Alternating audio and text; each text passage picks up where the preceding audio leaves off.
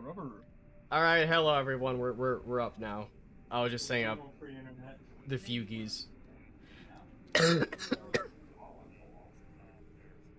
On CID uniform. Yeah, so you're gonna hear a lot of background noise from the other two because, especially Century, he has an actual family with him. I'm gonna go commit arson and treason. Okay. Oh, based. He's also in the military. We're off to a good start. We're off to a great start. Oh, the pale mine. Okay. Either that or just come in guns blazing. I'll get out somehow. Yeah, of course you heard the cough. I'm still sick. Fuck you. Is that from Mother Century? That's my girlfriend. Oh, as I was. Never mind. Who's may not also be in the military. We're at a great start, boys. We're off to a great start. Yeah, she is, and continues to be military. Less than 5 minutes in, and Sergeant already admitted to treason, but... Hey, look, if you don't bring up 9/11 in my unit, you'll figure out which way we swing really quick. Okay. I mean, that's pretty normal. I'm being real with you. Dirty. And yeah, I'm using the older model for this, so the mouse tracking won't be as good, but it's whatever. I feel like the old model's a lot more thematic to this than the new one, so... Yeah, definitely. Yeah. Theme. You gotta stay in theme. You gotta stay thematic. I also need to preface before we start. Alfredo sent me his list of stories. It's like organized, like text, and I have like a scribble pad. I didn't even write down stories. I'm just running off pure brain power. Oh yeah, same. I'm just running off the top of my head whenever you guys stop talking, because I'm building my model right now, so I'm kind of focused on that. So you guys can just start whenever. You say I have an organized list. The first thing on this list is end quote duct tape / candy canes. So while you guys Jones. get your story ready, I'm gonna go take my pants off and get some water. Okay. You don't need pants. Okay then. I broke him already. He's already gone. He's already gone. Oh my god, Alpashot! Oh my god, it's... Oh man. We're off to a great start. Yeah, of course. What do you expect? Always. We only have quality We content. started once, back when we were saying. Yeah. Long time ago. Long time ago. Galaxy far, far away. Alright. Alright. So what's the first theme? What theme do you got? What do you want first? Just, I don't know, start with whatever is your, like, dumbest one. Wafer hasn't joined in yet. She'll join in probably a little bit later. I forgot that I'm wearing silkies underneath my pants, so I actually don't have to change. Good job. Fuck? What do you mean? How cold is it? Why are you wearing silks? No, not like the silky pants, but like the fucking booty shorts that aren't booty shorts. Yeah, like the fucking PT shorts that double underwear. Why were you wearing those under your fucking uniform? Marine Corps. Because, well, one, I normally wear those in Marpat. Two, I wore them today because I couldn't find any of my normal underwear. And we had PT. Because even in my police department, we PT. So like, interesting. I'll just start wearing these. No, like, I like this department because if you're fat, you just don't make it here. Well, at least that's a good department then, because that's totally not a universal thing. I've seen a shit ton of fat cops around here. Dude, if you're a fat cop here, I just know you are getting made fun of. And at first, like, wow, these guys are dickheads. And I talked to them. I was like, no, they just really care about the job. Like, whatever. Military stories. We'll talk about that shit later. Yep. We do cop stories later when we run out of bullshit. Some people, the police are militarized. Yeah. You know, mixed feelings on that, but whatever. I got to see what the hell is it? It was like that, God, what the hell is the little construction digger called? Oh, the Bobcats? Yeah, that, but they like made it into like we're gonna assault the siege machine. The siege Let me machine. get the photo of that. The famous one where they have a Glock sticking out the front. Yes, I saw one of those, and it was OD green, and I'm like, this is glorious. My sheriff's department has a siege device now. They're like the Mongols. They're gonna rob my shitty apartment. I nice. See this thing. The thing that made me happy today was seeing all the cops who have like fucking raid BDUs, but it's real tree, and I lost my shit at that. Nice. Very nice. So who wants to start us off with a lovely Oh, you guys are army, so I guess I'll just ask a question. It's not really such a story. Okay. What? How do you fuck up wearing a beret? Like, I don't. Look, Never look. worn one. No one likes the Oh, fucking No beret. one Yeah. likes wearing them. Nobody It's likes the gonna be- beret.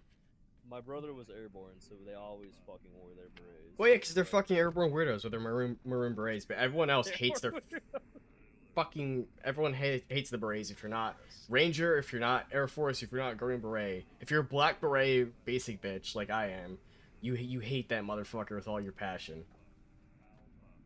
Basically, Oh, What look at a- these things. They killed Yeah. fucking. Sorry, my bad. at one point, someone in the I forget what channel was like, I want everyone to look smart and cool. Then they were like, everyone gets to wear berets now. I'm like, that was the worst idea they've had in a while. That Yeah. fucking Asian guy. He had It was lot a of terrible great idea. ideas, one might Oh, say. the one that was in charge of the striker, the The yeah. Striker Beret combat Striker team concept, yeah, that guy. He I had a think lot it's the of great same one that ideas. goes, infantry can get berets. I'm Pretty like, sure. Why? Who needs a beret? I think the fucking soft patrol caps y'all had were a lot cooler. No, they still are. That's all I wear. I have my beret. It's actually right next to me. It's in the bag, and I've never worn it. Mine stay on the hook because I want to reshape it, but I hope to God I never have to wear it again because I just can. Every time you need a beret, I'm like, I have greens. I have the officer cap. Let me wear them. And usually Yeah, command that's lets what I me. wear. I love the Yeah. 8-point, but it depends on the unit I was at. Because my old unit, I could get away with in the field having sleeves up and a fucking 8-point and a plate carrier. Because, I mean, realistically, it's a fucking field training environment. If there's no rounds going off, you're fine. The new units here is like, you cannot wear the 8-point in the field. You have to have a fucking boonie cover or a helmet on. You cannot wear your sleeves up. They have to be down. And you can't do wizard sleeves either, which is where you fucking, Yeah. up your sleeves all I the would fucking way. die. I can't. There's an image for I the need stream so to. they know what we're talking about. I need to, like, you tell me I can't wear wizard sleeves. No. I'll throw up pictures after I'm done fucking around with my model that I'm building. Give the model kit a beret. Oh yeah. Fucking, the last, like, fucking ruck we went on, we were able to split up into our own fucking, like, platoons and sections. I just took my fucking dudes, and I was like, I already know what I'm doing. Whipped out my fucking rolled up blouse, my 8-point, we just fucking went along.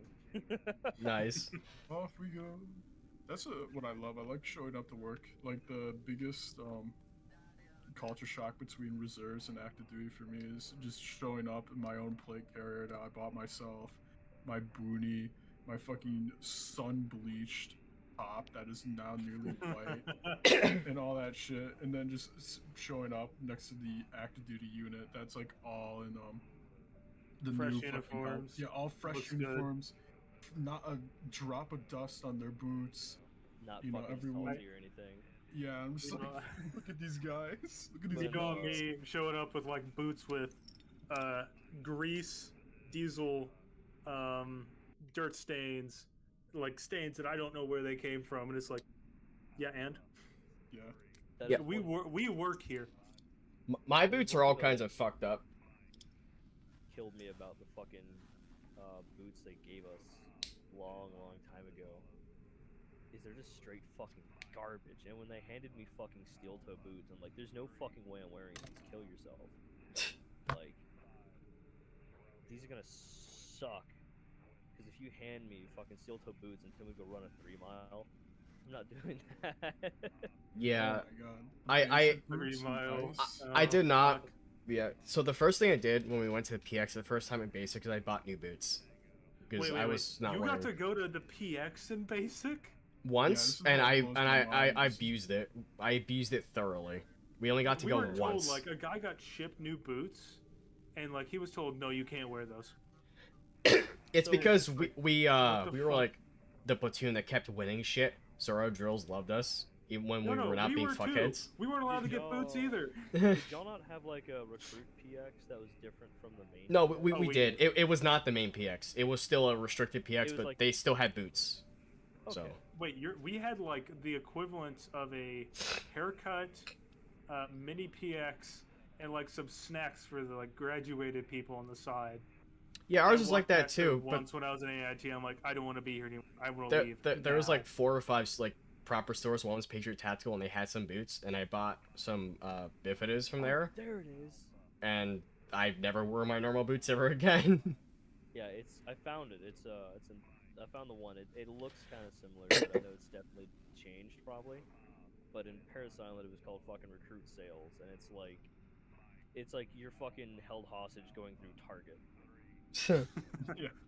Like, Fine, there's- Bring out your laundry bag. You better know how to make your laundry bag into a backpack. I swear to God. so much of my paycheck at Paris Island went to replacing shit other people lost. Because I remember I'd get the shit I needed, which wasn't a whole lot, and then fucking Staff Sergeant Valentine Williams would fucking come up to me and be like, "Put this in your cart, dumb hoe," and just fucking throw like a whole bunch of shit in there, and it was either like stuff for him or stuff for the retards who lost shit. Amazing. And I'm Shrimply like, oh, amazing. There goes my fucking paycheck. Okay, I got a question relating to the basic bits. Did they also try to prevent you from understanding where you are? What do you mean? What do you mean? Like getting a mental map of all the locations? Mostly, but that was mostly because, I mean, they didn't try. That's just because we rucked only at night, because you know that's all I had the time for it.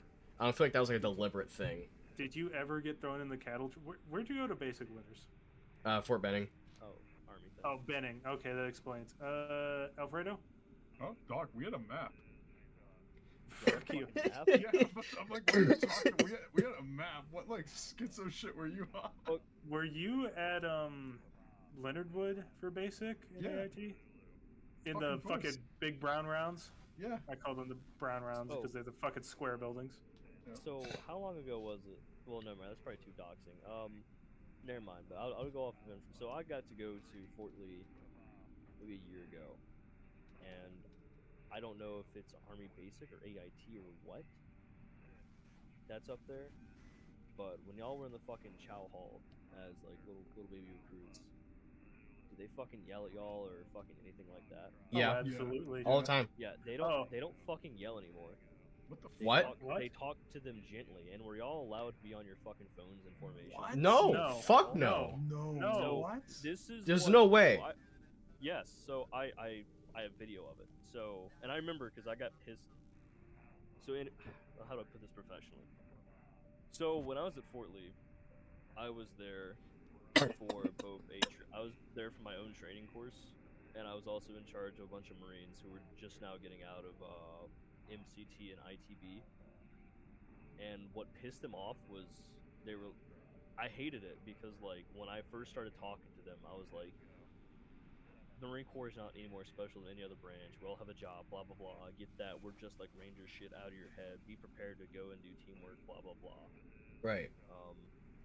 And then all I heard from these motherfuckers was, "Man, they have basic easy. They have boot camp easy." I'm like, "What the fuck are these retards talking about?" I'm like, you know, it was probably different, but don't get fucking up in your head. And then I got to go out and see what the fuck they're talking about, and I was like, "There's no fucking way. This is bullshit." Because like, I don't know if it was AIT or am I quiet by the way? Because it seems like No. talking about that. No, I hear you just fine. They had like fucking colors and guidons and shit. Do y'all do that in fucking AIT too, or? Yeah. Like red phase, blue phase. Okay, Yeah, he's yeah, pretty like- quiet in the stream. He's pretty quiet in the stream. You might want Okay, to turn it on your end. I'm turning There we everyone go. up. Yeah. There we go. What the hell was that noise? It's a stroke. Sorry, this is my dog. That was my dog. Totally. What Well, kind of I- dog? Oh, you know the fucking fuzzy kind. Now I just hear white noise on your end, dude. Whenever you talk. Oh, terrible. Okay, now you're good. Yeah, sometimes my fucking headset's getting old, but I remember I was walking a bunch of my guys. Sorry, walking. I can't say that. Marching into the fucking chow hall because they just got here. So left, right, layer, left, right, layer, left, right, layer, whatever the fuck. Yeah. And I remember passing by this chick who's like National Guard or something, and she looked like directly fucking at me. And was like, "Why are their sleeves like shit?" And I was like, "I know we don't fucking talk in formation." And I just kept on fucking going, and then I was like, "Wait, they fucking talk in formation?" Like it was a culture shock because like I've worked with y'all got like your guys overseas and shit, but I've never been like a training environment with So- if it's little army trainees, EIT guys. they're not supposed to talk information shit. They're supposed to be like quiet little fuckheads. Yeah. Yeah. I had no clue because like they still had like the tape on their camelbacks, like the red tape, the fucking Yeah, then they were still fucking trainees.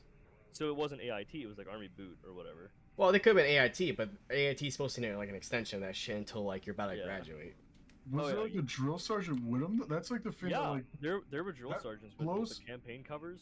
They would 'Cause just I- talk to them normally, like, I- yeah. it has to be like this is their they. There maybe has to be, it's, like, their last graduating or week, 'cause something. I, like, Yeah, I'm red coping. tape. No, shit, it like- wasn't there last week because fuck. a lot of my kids had classes with them because one of my classes was 2311 ammo techs, and the other ones were like 2131 electro-optical technicians for scopes and shit. And they were with a lot of these army kids the entire fucking time I was there. Like they were from start to finish classes. Those guys were schoolhouse, I know.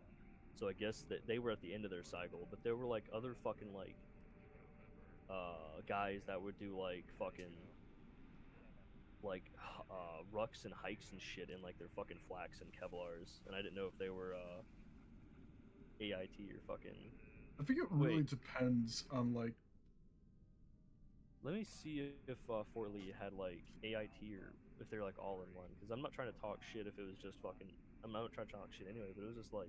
Yeah, I don't mean to talk shit against like, you know, it's like what is this like the cook fucking cook God, only fuck. basic cycle? Like, I don't mean like it's just like nah like That's think that's I'm that's probably not my the experience at newest. all. like I'm the newest guy here, right? I mean, I just assumed it When was like. you grad? Fuck, dude, I don't remember. I mean, graduated in I'm not talking shit 'cause 2019, the so Marine Corps is getting a lot fucking easier too. Like. 20.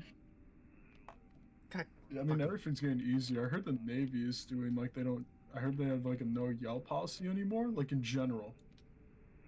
Like I heard they just don't yell anymore. I That's know crazy. Blows my mind. the Marine Corps tried to hold on to its old school shit, but it changed after that fucking Muslim kid got shoved in the dryer and fucking died, and then that other retard. Oh jumped off no, the wasn't third he? deck. He wasn't Muslim, wasn't he? Wasn't he like Sikh or something? There were multiple ones that got shoved in dryers. Multiple fucking people turned into baked potatoes. So I know I've talked about I know I talked about that one baked potato who went to bed and died. That was the big issue one. There's also the kid who just private first class. I can't remember his fucking name. I wish I did because I made a whole stink about it. A bunch of retards like, oh fucking, he gave more than you, blah blah blah, because they were just a bunch of fucking little shitbag kids. yeah. But he died on the fucking final run before graduating Ooh. because I think I he had remember fucking- that. yeah, he Hearing had about fucking he had asthma, and he told his recruiter, and his recruiter like, just don't tell the fucking guy at MEPS, just don't fucking say anything, just don't fucking say anything. That's what everyone does, bro. Yeah, don't fucking Trust say me, anything. bro. Um, Everyone does it. yeah, it's fuck, just fell on my chair. But fucking, there's a lot of shit that just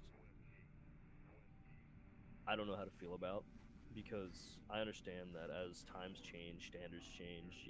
You can't just beat motherfuckers anymore because that's retarded. Yeah, like some things I get, but it's like they should still get fucking yelled at and shit. Yeah, like, I mean, for Christ's sakes,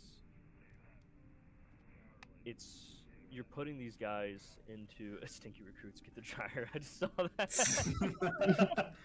Bad Okay, recruits get so the dryer. My thing is, basic changes. Sure, you come out of basic and like OSET if you're special. You're gonna come out physically better than you were before. Period. That's just how it works. That's how it's But supposed the to work. biggest Yeah. change is a mental state of mind. That's the big thing. You should be. It's ready the to go. mental change. You should But be. the issue is everyone thinks, oh, it's military. I'm like, no, it's to mentally get you prepared. And sometimes some people have to get yelled at to understand things. Yeah, And they like, need to understand if they're getting yelled at by someone else, not to freeze up. I remember so many times in basic, Opera would come along, like start yelling, and then you would have like these 3 or 4 people who would just freeze up. And they don't know what because when they get yelled at, they just curl up in a ball. Like, no, you're in the military. You have to respond with a form of force, verbal, escalation of force. Yep. Like, I vividly remember a long time ago in my fucking my little boot camp experience. You'd have your fucking fire watch at night who'd pace the fucking squad bay. And those motherfuckers would constantly be getting quizzed on their fucking stupid ass trivia. Like, you know, what's your fucking general orders? What's the fucking purpose of Marine Corps Rifle Squad? And if those motherfuckers just didn't get it right, they just... But what they do is they'd make them get out the fucking broom because they're supposed to be cleaning anyway, but half the time those motherfuckers weren't.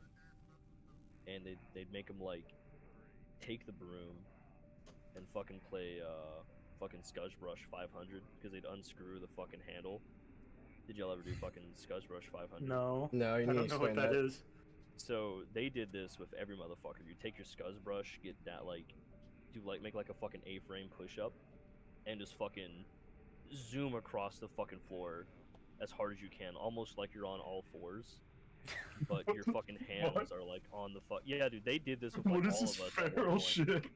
Yeah, legit. Like if I Marine could fucking Corps. yeah, like I remember like we had a fucking auditorium full of little fucking recruits one day. And people kept on falling the fuck asleep because it was after like a fucking 12-mile fucking ruck. And people were just nodding off. My little dumbass, of course, I was sleeping too. And I just finally fucking hear it. Alright, fine. Fuck it, I guess we don't want to be Marines. We want to be race cars. All of you get out your fucking Scuzz brushes. And we fucking threw our little backpacks. And we had to go around in this fucking auditorium going, That sounds and sick. like, I can't hear you downshifting. I can't hear you going into third gear. And like, just like the craziest shit ever. And looking back on it, is the funnest part of my life. Is just, oh no, I remember when they faked our senior drill instructor getting fired because when we were out doing fucking maneuvers, they came in and trashed our squad bay. And the fucking big fucking drill instructor, I already forgot his fucking position, was like, okay, I guess we just want to fucking do a terrible job of cleaning the squad bay. I guess we just want to look like fucking a bunch of little nasty recruits.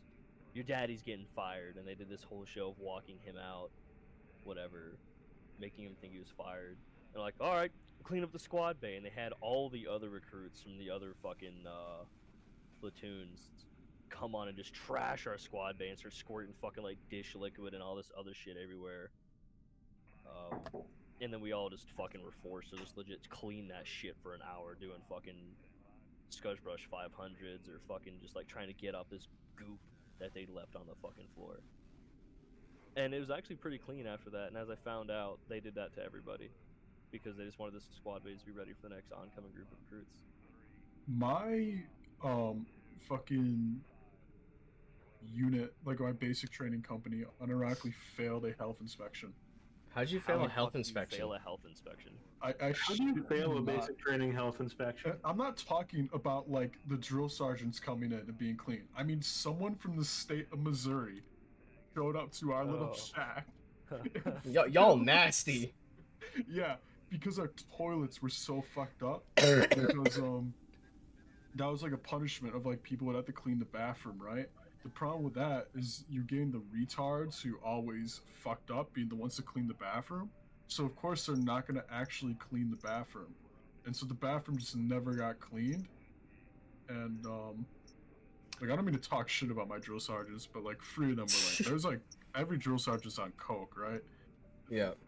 3 of them were, you know, a little. I'm retarded, but is your I little will phone admit, doing a creative so- charge? His Sorry, what? AIT barracks were right next. My AIT barracks were right next to his basic ones. We're literally talking about that in the chat. Yeah. And when we showed up, the shower curtains were full of black mold along with the showers Yeah, that checks out. in that whole bay. Fort Leonardwood is like that's the thing. Like I just want to say this. I just don't think it's changed. Like people talk about, oh, they don't do like shark attacks at AIT. And, oh, they don't do this. And I'm like, nah, that's how mine was. And I just think that's because it's just so outdated there. It just the place hasn't changed in the past 50 Oh, to 60 I got years. an exact reference on that. So everywhere else we drive the like 8x8 trucks to pull our stuff around. Yeah. Fort Leonard Wood is one of the 3 bases in the U.S. still authorized to use the old like international trucks to tow their trailers. The fuck, The old dude? manuals. Yeah, It's the only place still authorized to run those trucks. That's actually Like- fucked. Fort Leonard Wood is very scuffed. That's like why I don't feel like I'm a good basis for like what Cowboy was saying earlier. If like, oh, that train's got soft. It's because one, I'm OSAT, so I feel like it's completely different in general because we had the same drill sergeants the entire time and yada yada yada. Okay. But two, Fort Leonard Wood is just very much outdated. Yeah. I might say. This is a weird thing to ask, but it was reminded when I went to fucking Camp Lejeune. Mm-hmm. And I think I was heard your question. Oh, you're fine. I was asking, is your character holding a cratering charge? Because it looked familiar. Cratering charge? Yeah, like the cratering charges are full of sand, and we have to carry them around everywhere, that kind of shit. I would Oh, see that's y'all like start the morning running with logs, cratering charges, Cratering sandbags, whole charges. boat. Who gonna Yeah. carry the boat? Fucking- Who's gonna carry the boat? Yeah, that's why I always say I- that shit. My favorite bit is we were always up in the morning before y'all. So like we're already doing PT. We see y'all running, and we're like, we gotta go do other shit today still. Were even y'all's get the like boat. fucking female recruits like excessively horny? Yes, Oh, I got a story on that. yes, yes, So, and it got us in trouble so many times. I felt in fucking danger twice. Once when I was at Fort Lee in a not teaching role, but since I was one of the few NCOs that were there, the fucking instructors were like, "Hey, can you like wrangle these retards?" And I was kind of like their little chaperone. And I was like, "Fucking hi, Staff Sergeant." Rather recently, when I was at fucking Camp Lejeune as a combat instructor at MCT East, I was just so fucking impressed by how, I don't know how to prescribe this in terms, but how vile female Marines were. Like, they were, I've got the picture, I will show you. She was drawing on fucking like little scraps of wood she had got these fat fucking titted anime characters that she'd sell. Not to the male Marines, to the female Marines. What the fuck? Okay, I don't think mine can top that. So When I was doing fucking room inspections at Fort Lee, because one day I was asked to do I was asked to go to check the field day for the female Marines because their fucking section head was not there. And I was like, okay, well, let me go take 2 of the duties with me because there's no fucking way I'm walking on a female deck by myself. yeah. Their Fair their enough. wall blockers just had fucking anime titty pictures like slathered in them. I have pictures of this. I will show you. One of the chicks had that fucking Pokemon bitch, the fucking the one with the white T-shirt, the black jacket, and the black hair and like a braid. She had her on her phone with fucking the fattest pussy lips you've ever seen in your life, just like sled evil. Okay, you got me on this real quick. Oh god. So we got someone thrown in the barracks with us. We got another platoon, 7th, thrown in with us. We have this real young kid. He's a redhead. So I'm going through cleaning locker tasks because y'all just said we want to go out this weekend, so let's go clean. So I'm going around, and like he has his locker open, and I'm about to clean it off as I go, "You have 7 Hot Wheel cars sticky to the inside of your locker door." And he goes, "Yeah, I collect them." And like, the funny thing is, it's like 5 seconds after I realize this, drill sergeant comes in the room to just check on us, see what the fuck Yeah. we're doing, because Yeah. it was a holiday at that point.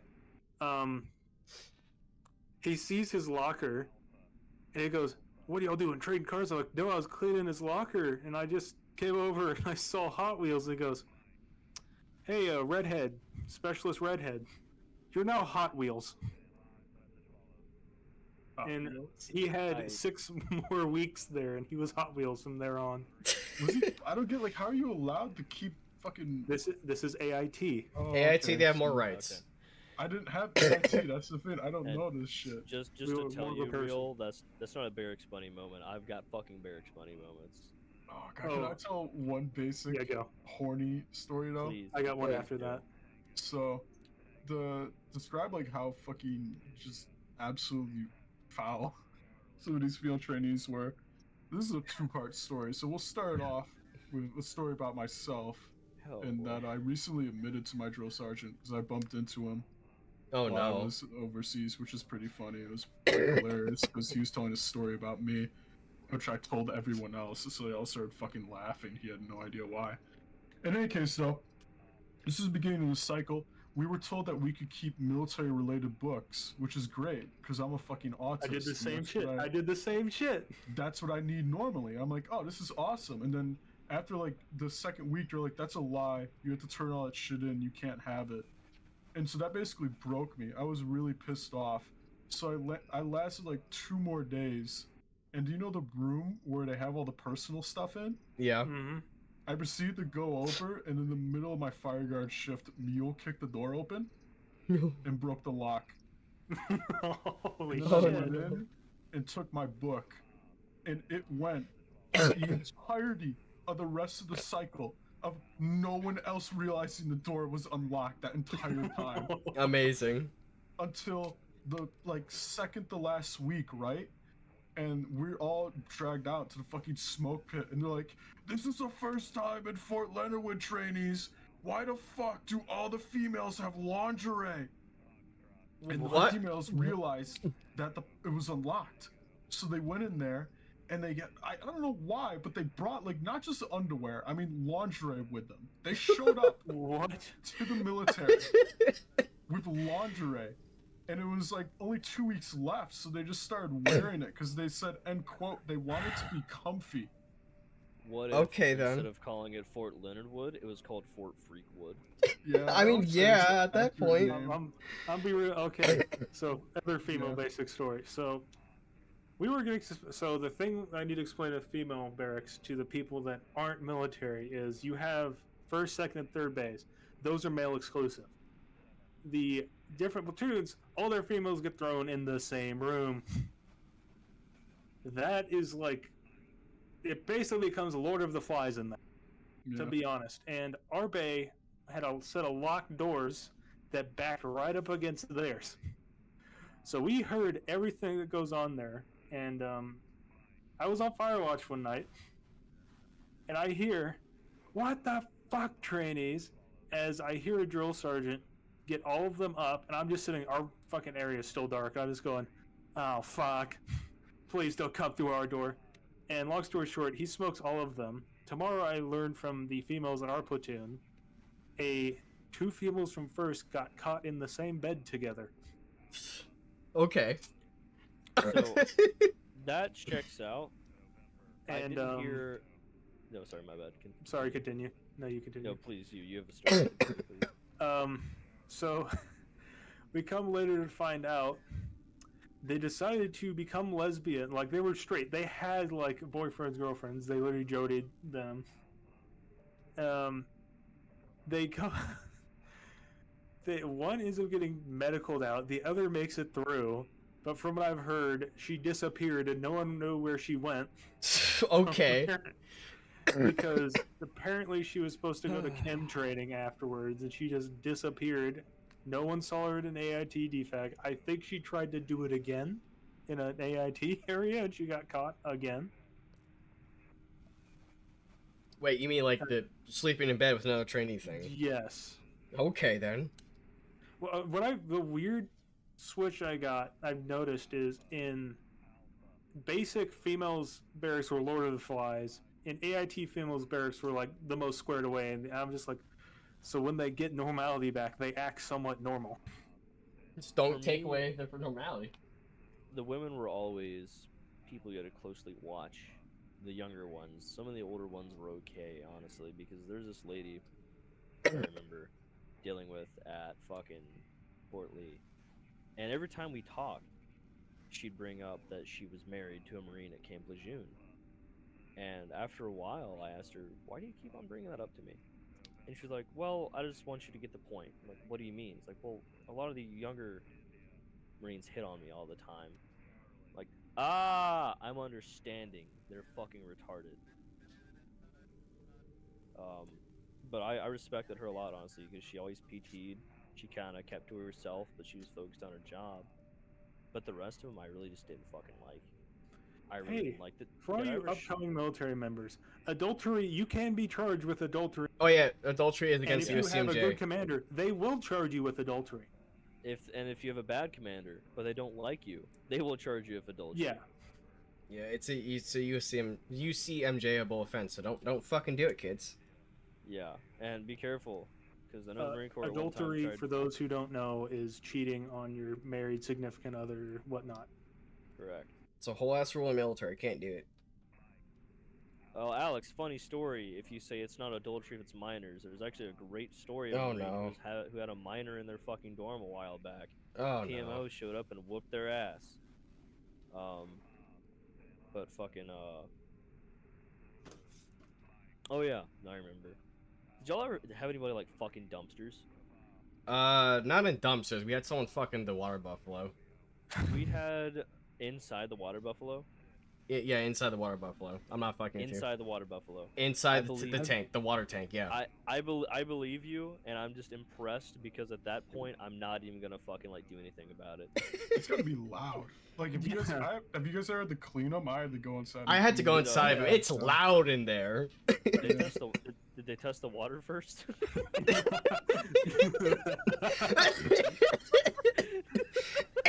Fuck you, dude. Oh, I don't know. I would have docked it and certified that water. But we had This this water's so fucking- chunky. That's awful. Why is this water brown and white? Hey, why does this water taste like fucking maple bacon and syrup? Fuck. Oh, why does it taste like pennies? Oh, fuck, no. Also, winners. Red wants me to inform you that he's not enlisting. Okay, good Just for you, so Red. know.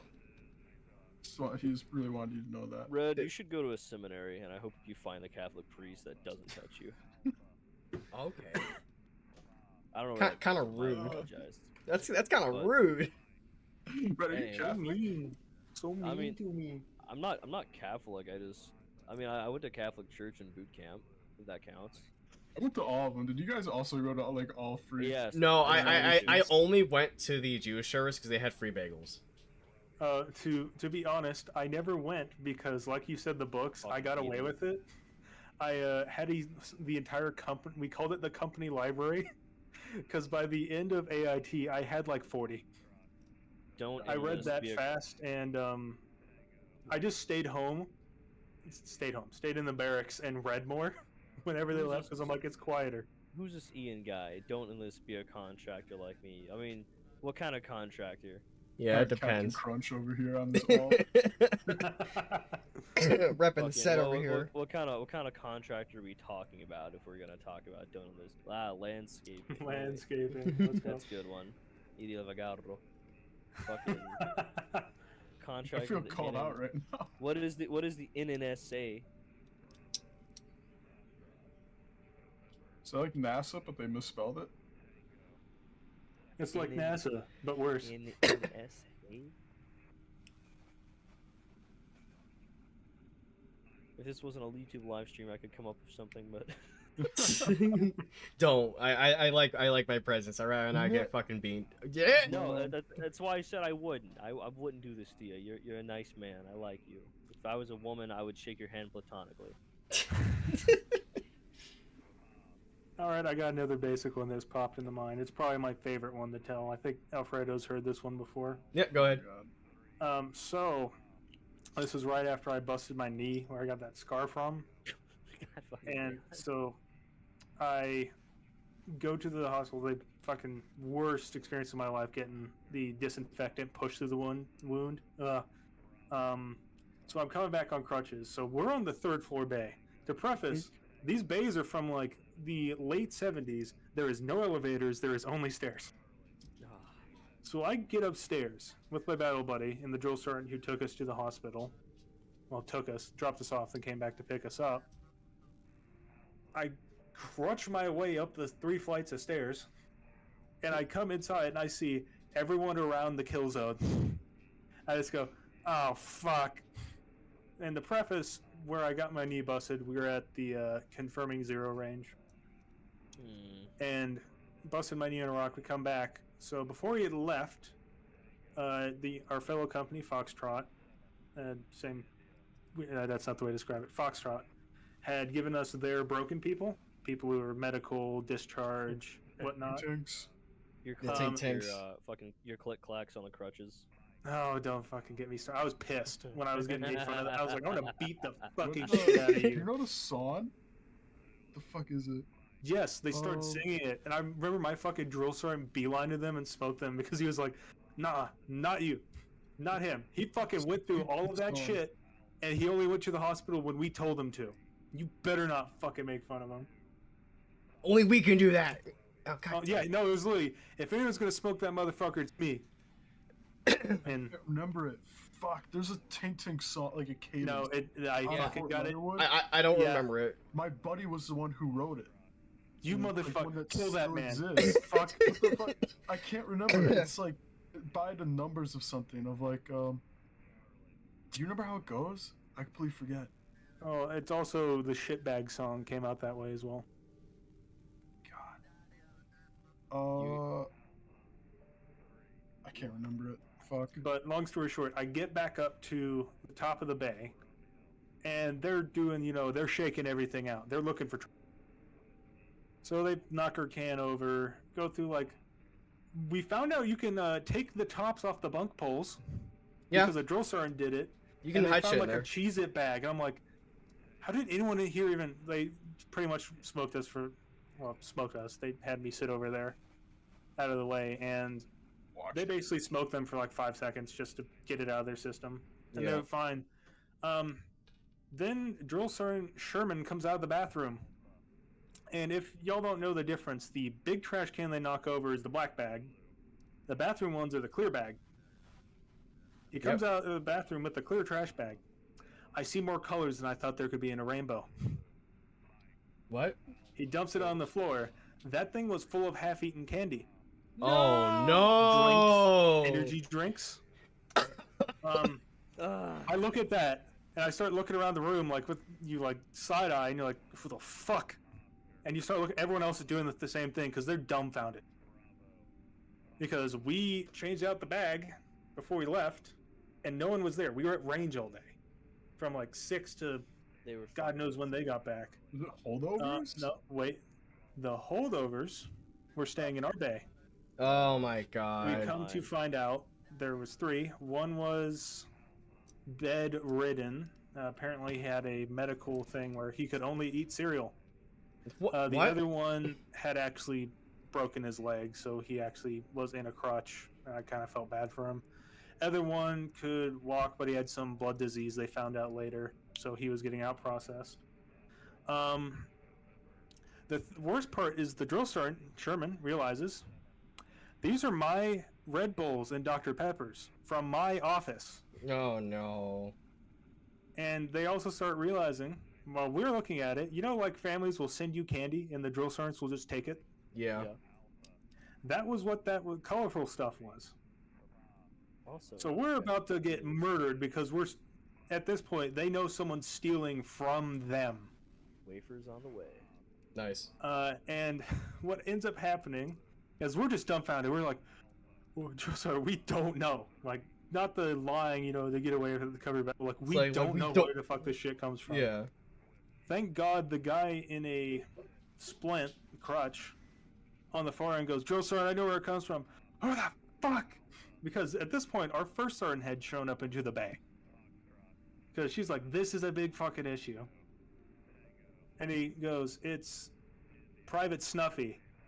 The guy bedridden who can't get up and eat anything more than cereal.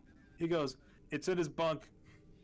In the preface, again, being soft, this guy was bedridden. They couldn't touch him. He was still in the bed during all of this. So what he begins to explain to the drill sergeants is, every night, while we're down at final formation doing our count, he fucking sprinted down the stairs into the drill sergeant's office and stole all of it. Oh fuck. That's So, I don't know if I should be I like. got quoted from Drill Sergeant Sherman. I would have thrown him out that 3-story window if I could. He's like, I would have gotten out the crash mat and thrown him out. But he's like, I couldn't even touch him. Just imagine in your mind there is a bed, a bunk. On the bottom bunk, there's a trainee sitting there. There is 8 drill sergeants, including a first sergeant, surrounding that bed and screaming at him now. Yeah, He was out of he's that dead. barrack within the hour. I saw the Foxtrot drill sergeant come up in their bay to grab him because he came up, at ease, and we're like, I have no idea who that is. Obviously, they knew. They took him back, and he was like, "I'm gonna fucking murder you." Long story short, he went from a honorable medical discharge to a dishonorable discharge. Amazing. That tracks. God Just so damn it. y'all know, the closest thing to being unperson in the United States is having a dishonorable discharge. Yep. Basically a felony plus some. It's like the mark of the beast, basically. Yeah.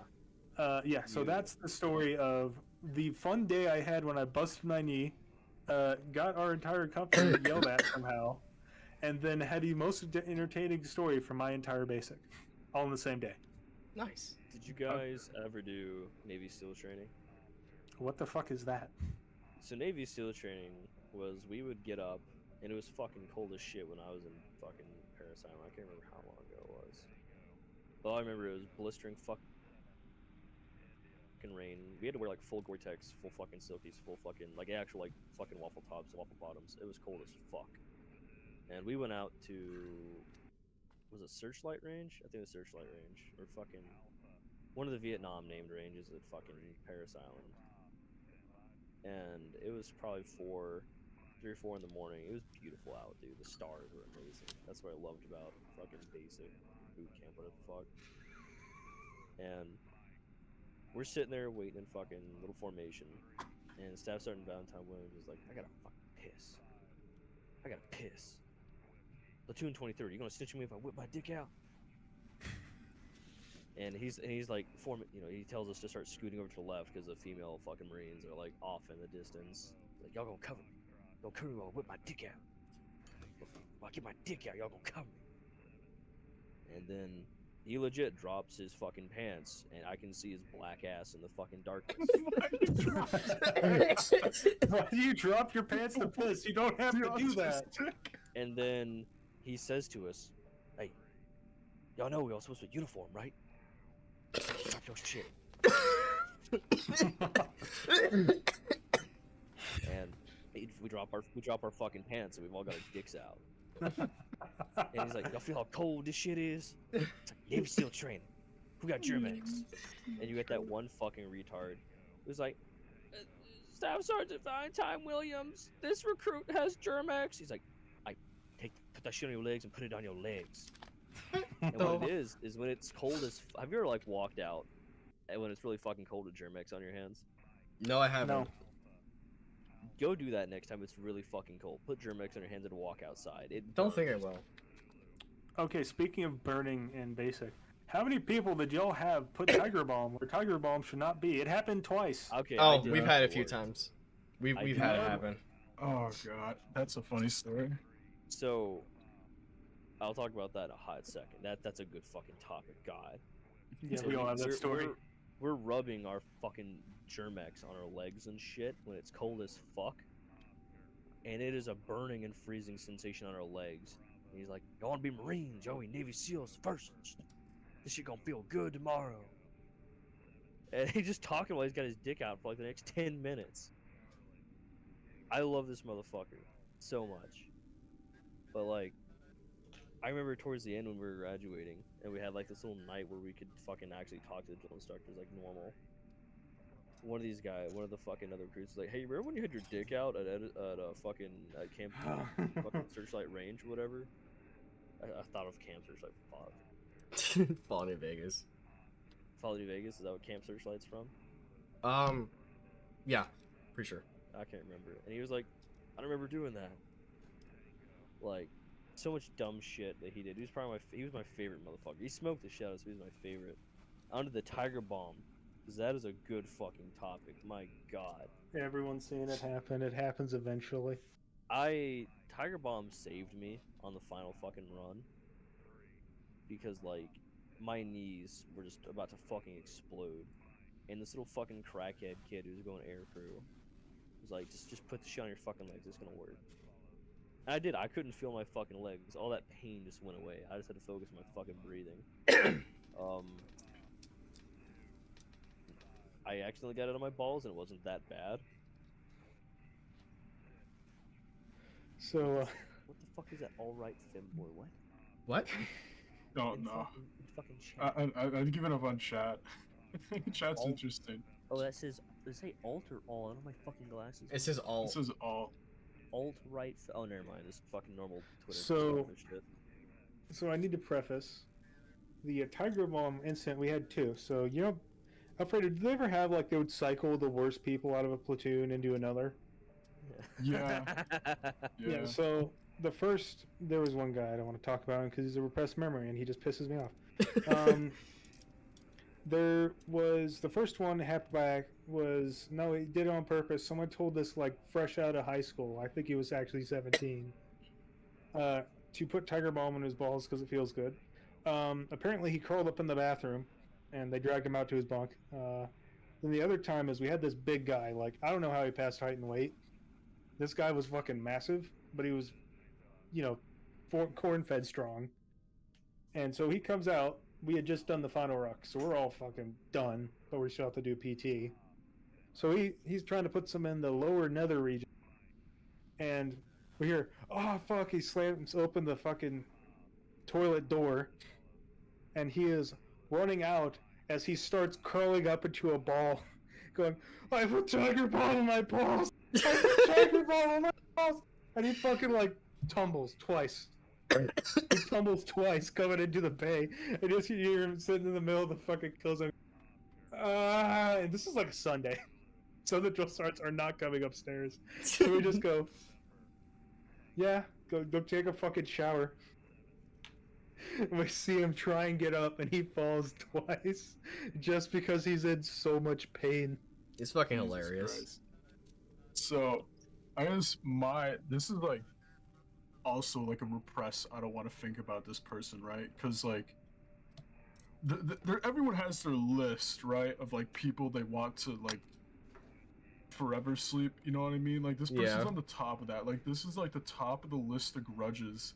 Is this man, and I can't even remember his name. Like it's so deeply, like I can remember like all the people I went to basic we were good, but I just can't. I've repressed them from my mind, right? But Yeah. I guess to go into it, we had like a thing, right? Of it was gay as fuck. Is people would take Tiger Bomb, or like what the hell is that powder shit? The foot powder? The foot powder. Yeah. So you take your like a fistful of Tiger Bomb, a fistful of the foot powder, and you would go up and you would try and like nut tap someone with it, right? What? And that was just the running fucking gag, because you know we're all just retarded engineers. So people just run over and just like, one, just nut tap someone with it. Shove it up in the raisins, help me, and like, you know that funny shit, ha ha ha. Nah, we had this fucking just absolute psychopath go up, right? I don't even know if I could say this on stream. Can I like say what I'm about? I had a here. Let me message you with. Yeah. Am I allowed to say? God damn it, fucking. I'm shoving That this. it's in the commando. Yeah, go ahead. Yeah.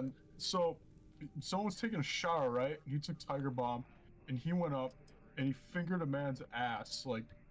I don't mean like, I mean like 4 fingers and like swirl around level of apparently. I didn't witness this, but yeah, and that quickly went through Bros Fun and Games to he got, you know, dragged out by fucking MPs for rape.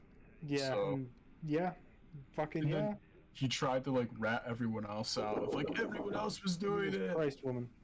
and that was the only time where I remember everyone went to basic with was like a rat motherfucker. Like everyone else was a rat. They would act like they were from the ghetto and they were tough Oh shit. God. And they would I always hated be the that crap. first motherfucker to go behind everyone. That's why I couldn't trust anyone. I couldn't trust anyone. But it was also good because it's the greatest.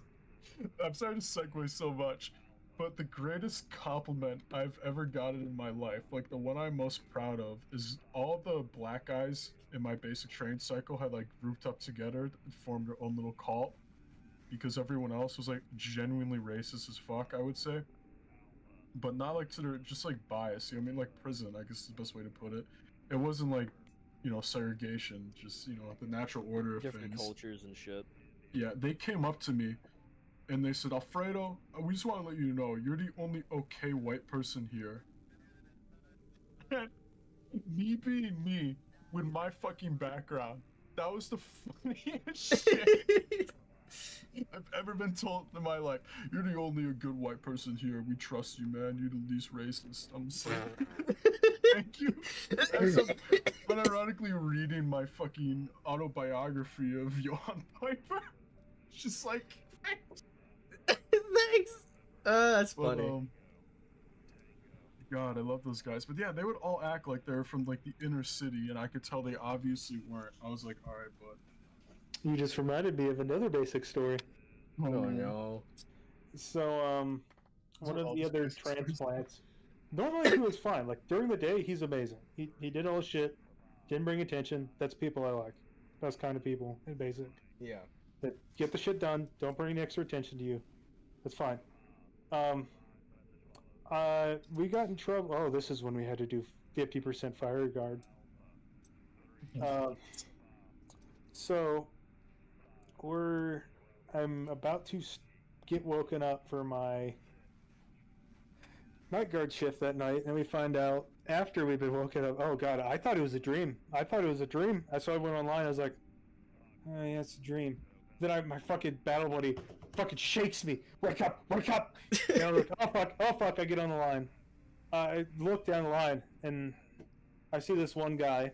So we have to sleep in our PT uniform. Yeah. I see this guy wearing Crocs, socks, the OCP bottoms, a PT top, and a do-rag. Oh no. Oh no. We was cons. So my thing was, okay, where did the Crocs and the do-rag come from? I don't know, I never asked. But the reason why we got in trouble was they found the two guys separate from Firewatch sitting in the laundry room waiting for laundry to be done. Civilian side, that sounds pretty normal. Military, they'll fucking murder you for that. Yeah. Because they're actually required to give you a certain amount of sleep, otherwise they get in trouble. That's So they get in trouble because they were sitting in there. This other guy they originally got caught because he was walking around. And the preface, this was the one drill sergeant that hated our company the most. You know the stereotype of the guy who buys a Camaro, marries a stripper, and gets divorced? Yeah. That was him. This man was him. He was Oh. literally him. He pulled up in a Camaro. Get told by the drill sergeants later why he's such a mean-ass motherfucker is. He's going through a nasty divorce. I was just like, oh god, he is the stereotype. oh my god. It's him. It's literally him. And he hated our company our platoon, because we outshined his platoon every time. So it pissed him off. So whenever he could get the fuck, like every night he was on duty overnight, we Tell me you're fucking specifically dead. were on. He came to fuck us up like constantly. He would come into our bay like every other Firewatch to find something, and that's the one night he was happy. And I remember our drill sergeants in the morning kind of went. To preface, this was before. Was this before? Oh my god! Oh fuck! Oh, one long bad day. That was before the zero confirmation range. The one where I busted my knee. That was the day before. That was the night before it. So he says, "Fuck you." 50% fire guard. All right. Some people were so confused what he meant by that, and I was like, guys, that means half of us have to be awake each shift. And so we just straight up decided, no, we're not swapping shifts. That's fucking retarded. We are going to each get 3 hours of sleep and switch. So before going to that range where I busted my knee, 3 hours of sleep that day. From Was what I it- heard afterwards, our master sergeant, which is weird because he was actually in November too. Like, he was the odd one out apparently. I'm like, hey, I get along with you. But then at the end, he's like, yeah, he kind of got reprimanded for making y'all do that we're supposed to smoke you in the morning or in the moment for that. You still smoked us in the moment. He's like, we were supposed to fuck you up in the morning because y'all had a major item for graduating, a checkoff box item. And he's like, y'all got 3 hours of fucking sleep. Holy shit. It's got fucked up. Oh Yeah. god. So can I segue from that into Yes. a few more basic stories, and then the basic train's hilarious. So I guess before I tell my story, just to answer like people in the chat were confused. Basic is you're part of TRADOC, right? So I imagine the Marines, they have like a similar acronym. So there's like ForceCom and then TRADOC. Am I saying that right? Am I Yep. using the right words? Yeah, you're using the right And words. those are two very different beasts. Two totally different rule sets. Of like ForceCom's the normal army, yada yada, active duty reserves, National Guard. When you're in the training part of your army career, you're in TRADOC for however long that'll take. And I'm sure if like you're a cadet and shit, it's different, but I don't know. No, In any Cadet case- Land's is part of TRADOC too. Yeah, so like you could be in TRADOC for a while, a hot while, depending on your job. Also, Oh, need to is- preface with the is drill TRADOC- sergeants. Oh, like 1 out of 10, maybe 1 out of 20 chose to be a drill sergeant. They're all forced to be drill Yes. sergeants on like Yep. We Yeah. have a that 2-year too. contract. We Yep. call it fucking we call it histing. Do y'all have that? Fallen told. Well, So- yeah. Yeah. It's why I got dragged into being a combat instructor, which honestly was probably the best one out of the bunch. But once you hit 4 to 5 years and you're an NCO, they basically tell you, "Hey, cocksucker, you're gonna give back to the Marine Corps." You know, as if I have been fucking giving to you this entire time. But basically, Yeah. they pull you away, and you're either gonna go be a drill instructor, combat instructor, A recruiter. embassy guard, or recruiter. Yeah, Army does the same exact thing. So So we have another preference on this is, let's say you're getting out, you're an NCO, you're getting out in like 6 months. You will Will be they stop forced to loss you? renew they will stop loss you to put you to go do basic training. In the preface, I respect drill sergeants and NCO on every level, pretty much, because they put in some of the longest hours in the Army, yeah, year in, day out, day Yep. out. like whole year instructor round. type hours. If the trainees have to get up at 4, they're getting up at 2. Yeah, it's That's just crazy. how it works. They live crazy fucking lives. It's also why they have such a high divorce rate. And a high Yeah. suicide Yeah. rate. Yeah. And so, like, why you and like to round us Oh. all off, like when you people are like, why is he getting shafted out because of a dishonorable discharge for candy?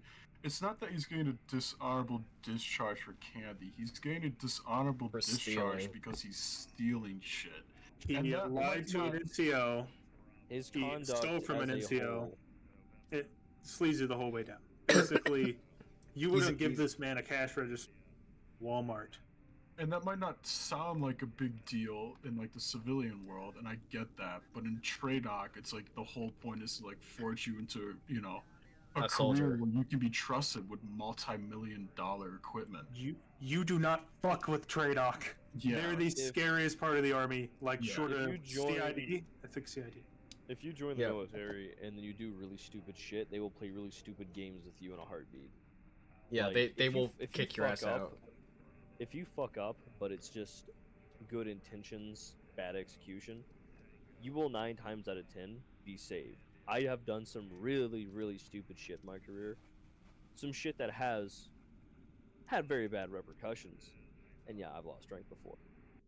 But they didn't kick me out. They didn't fucking ruin my career. They're just like, you were stupid. You're gonna wear the stupid card, which is losing your fucking rank. Next year, you'll be alright. You reminded me of a drill sergeant. Long story That's short, he good. went on vacation, right, pretty soon after this incident happened. Not like forced. He actually was going on vacation. He was forced to be in. He was supposed to get out in like 2 months prior to when he was forced to go to drill sergeant school.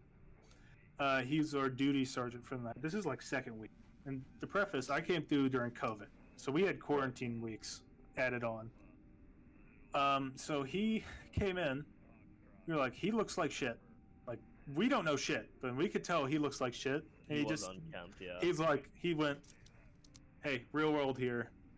I'm not supposed to be here. I'm be real with you. I am fucking hungover.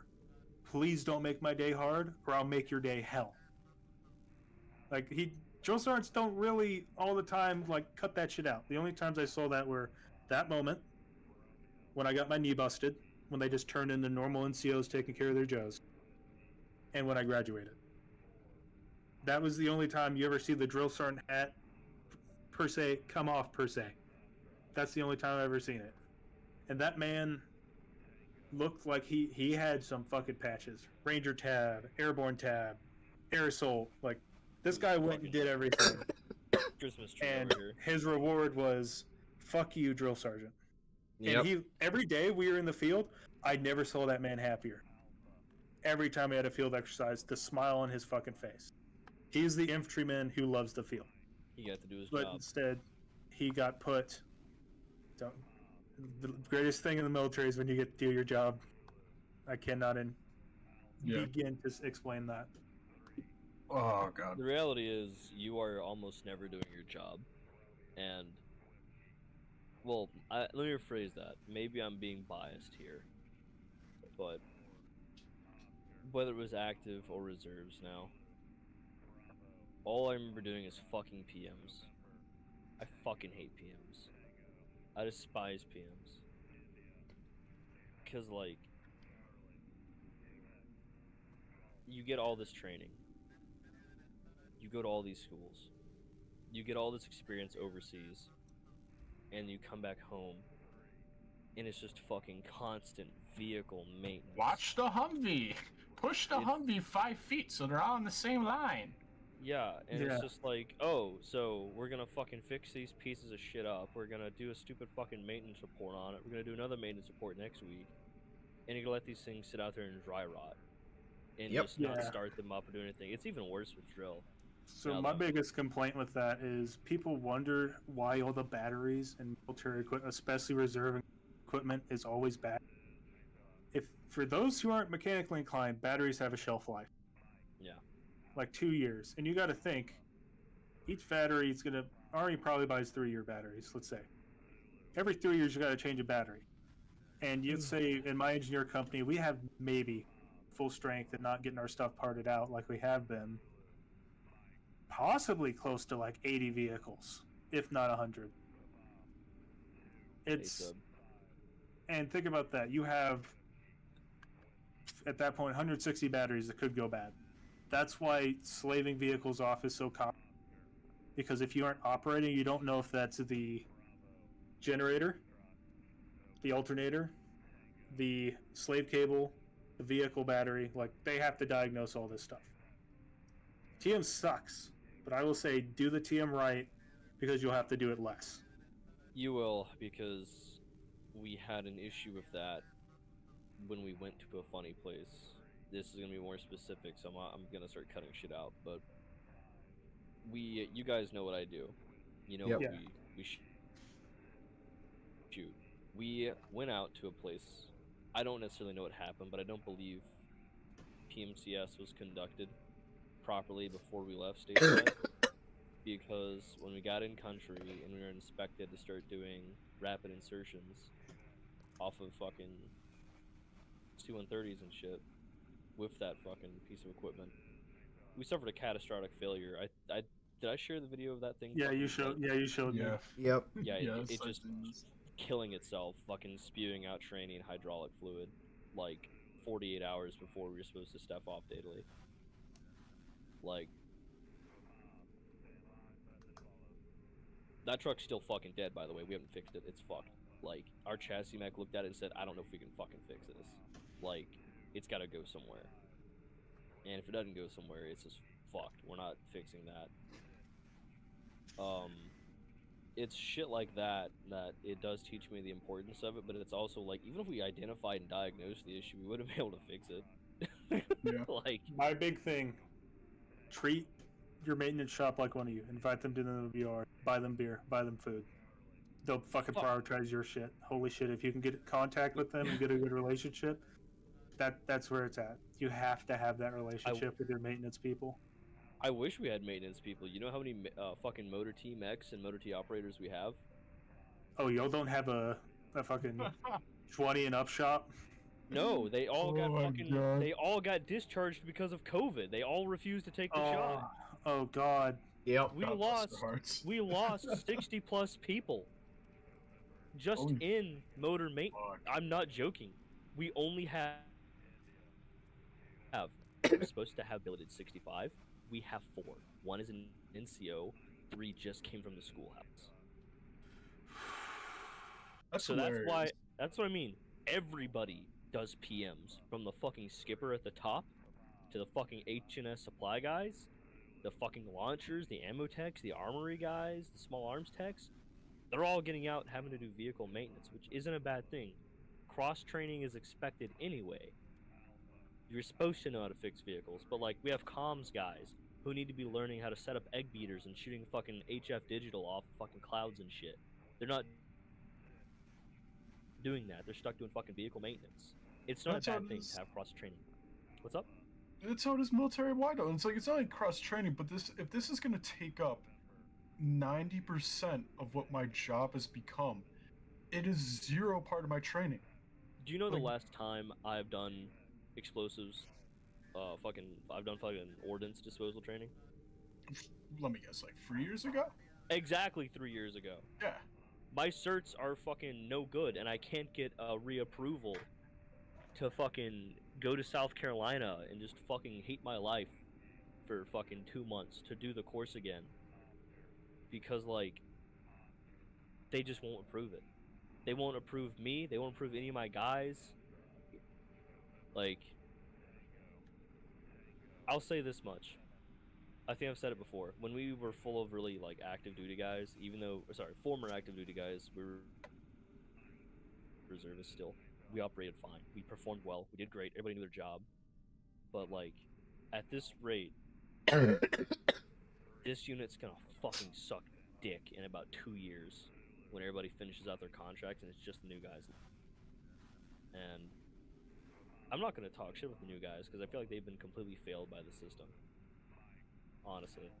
I will flex a little in the 12 November world because our life is that equipment. Our whole job is that equipment. We're like equipment maintenance and upkeep is insane. We are all over that shit, but I think for one reason.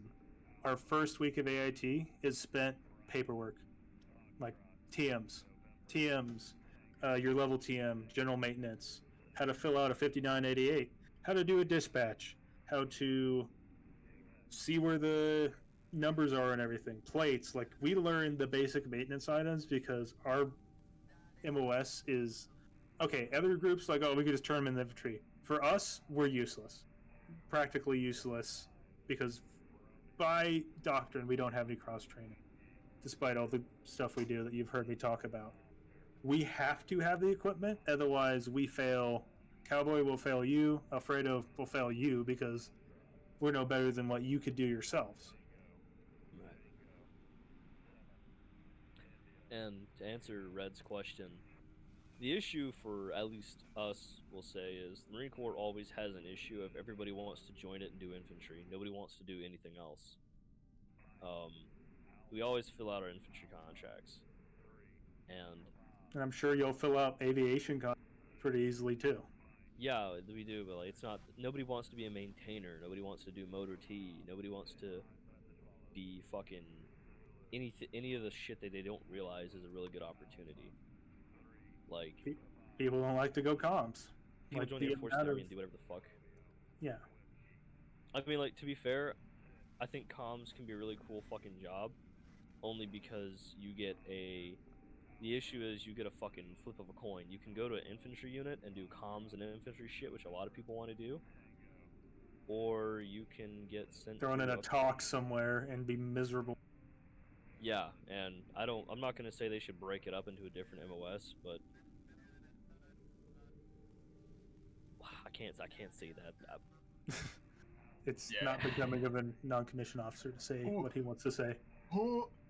It's very fucking retarded to put people in jobs they don't want to be in, because yeah, I know it's not fucking, as Marine Corps says, it's not a Rose Garden. We didn't promise you a Rose Garden. It's not Burger King. You can't have it your way. But at the same fucking time, if you give people more opportunity to do the things that they actually want to do, you will have a overall more motivated and well-prepared group of individuals who actually want to perform at their best. instead of having motherfuckers who, for example, people who become FOs, forward observers, but they're just relegated to doing fucking maintenance. I know he's fucking done. He's actually had fucking time over in Afghanistan. And he's a great forward observer. I love him to death. I can't blame him for not giving a fuck anymore. Like, a lot of people lose their motivation active side. I think a lot of people go and die in the reserves. Yeah. Like, it's not shitting on the reserves either, because, God, The preface, the reserves and guard fill a basic use for the army. Like, okay, you have combat, like Alfredo. He goes, does the fun combat stuff and blows shit up. Yeah. In my case, I'm second line. The reserves and guard are mainly second line. Transportation, food capacity, like all the stuff that really makes an army run is run by the reserves. And the issue is, most people who join the reserves, hey, I want to be a go trucker. There's a lot of people who join just to go be a trucker, and they just like driving. For example, they'll spend most of their time checking their stuff in a motor pool and drive one time a year. And just do weapons qual. Like, that's all they do. Versus getting contracted out by their command to go, let's say, for example, take Texas military. Hey, we need you to pick some stuff up in San Antonio with your vehicle and take it down to the border. They will not contract them out on their weekend days that they're there getting paid for to go do that. They'll have them sit in a room and go contract a contractor to go do it instead, because it's less risk upon the command staff. But then you lose operational time, known experience, knowing how to do your job. That's the biggest thing about letting people work, is you get more experienced and more motivated people. I think I did this on a stream already. Yeah. Same so rant. we hit a lot of the same things. I will say this: I've told a lot of people my opinion on the reserves changed significantly after I joined it. Yeah, go figure. I'm just rooting for the team now. But part of it was just actually getting to see what a competent reserve unit looks like. What I believe a well-run one. I get to see what a competent one turning into a second line one becomes. It was also very important for me to learn the actual history of it. Like, I didn't know for the longest time that a lot of the Marines involved in Fallujah were reservists. Yep. They were reservists, they were motor T operators and maintenance guys, and a lot of them were actually artillery crew who just got pulled off their guns and said, hey, cocksucker, you're a rifleman too.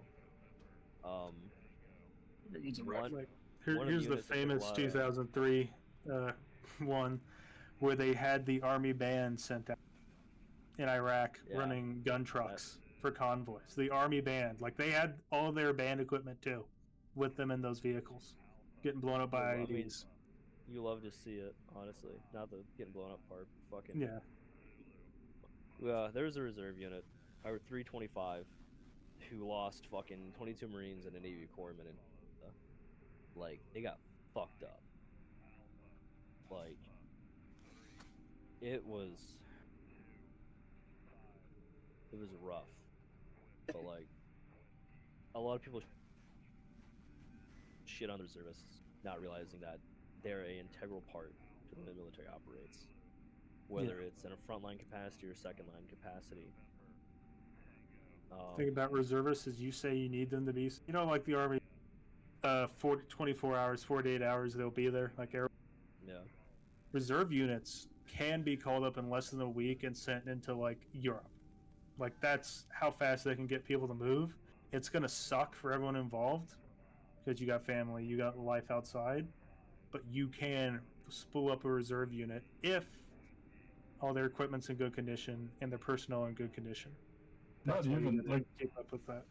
problem with that though is that things on paper are always different Yep, exactly. than fucking. Because technically speaking, like my unit, we were a mech before, which is I wanted to go on a rant, and you guys would have found hilarious because we have mechanics for fucking days, which is hilarious because we only have like 5 Humvees now. And it's all for Yeah. the command. They all say like HQ 1, 2, and 3. Yeah, so Hey, I it's bet like, those bitches run though. they all run, which is great. But it's like, yeah, our 1-1 freeze are gone. We're just light now. But light, we're dog. Your technically foot. still, like- Fuck you. Yeah, fuck you. We're like still transferring over. You know what I mean? Like, I don't know what the phrase is of like we're learning our new job, end quote. But that still doesn't fucking matter to the army, even though we have no idea, technically speaking, what we're supposed to be doing. They're like, nah, you're fine. You guys are ready to go do this shit. Here's a week notice. And then it was like, oh, never mind. We were just fucking with you guys, which has happened to me a few times now, which is just terrifying. I've Because had you guys 5 said, hours "Oh, notice. yeah, to throw away my life," and then told, I thought we're just kidding, guys. Lamau. I get The- there and they send me back the next day.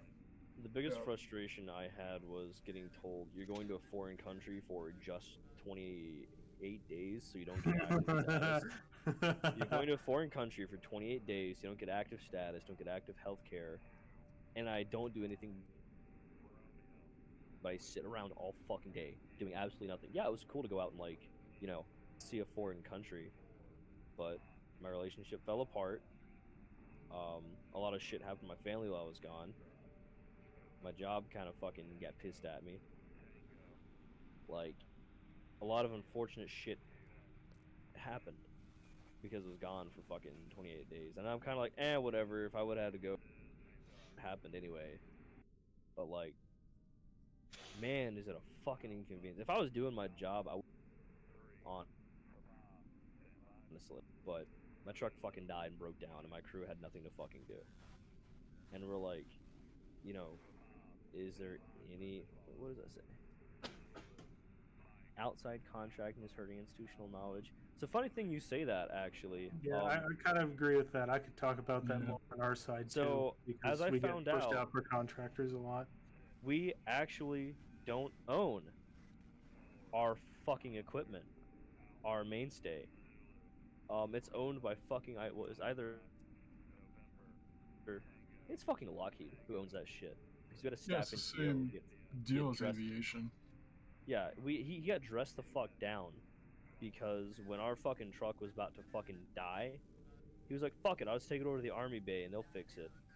And the fucking civilian guy we had with us, who's the only guy who's rated to repair our trucks, was like, if you fucking do that, I'm gonna call my boss. And our staff sergeant was like, fucking, what's that gonna do to me?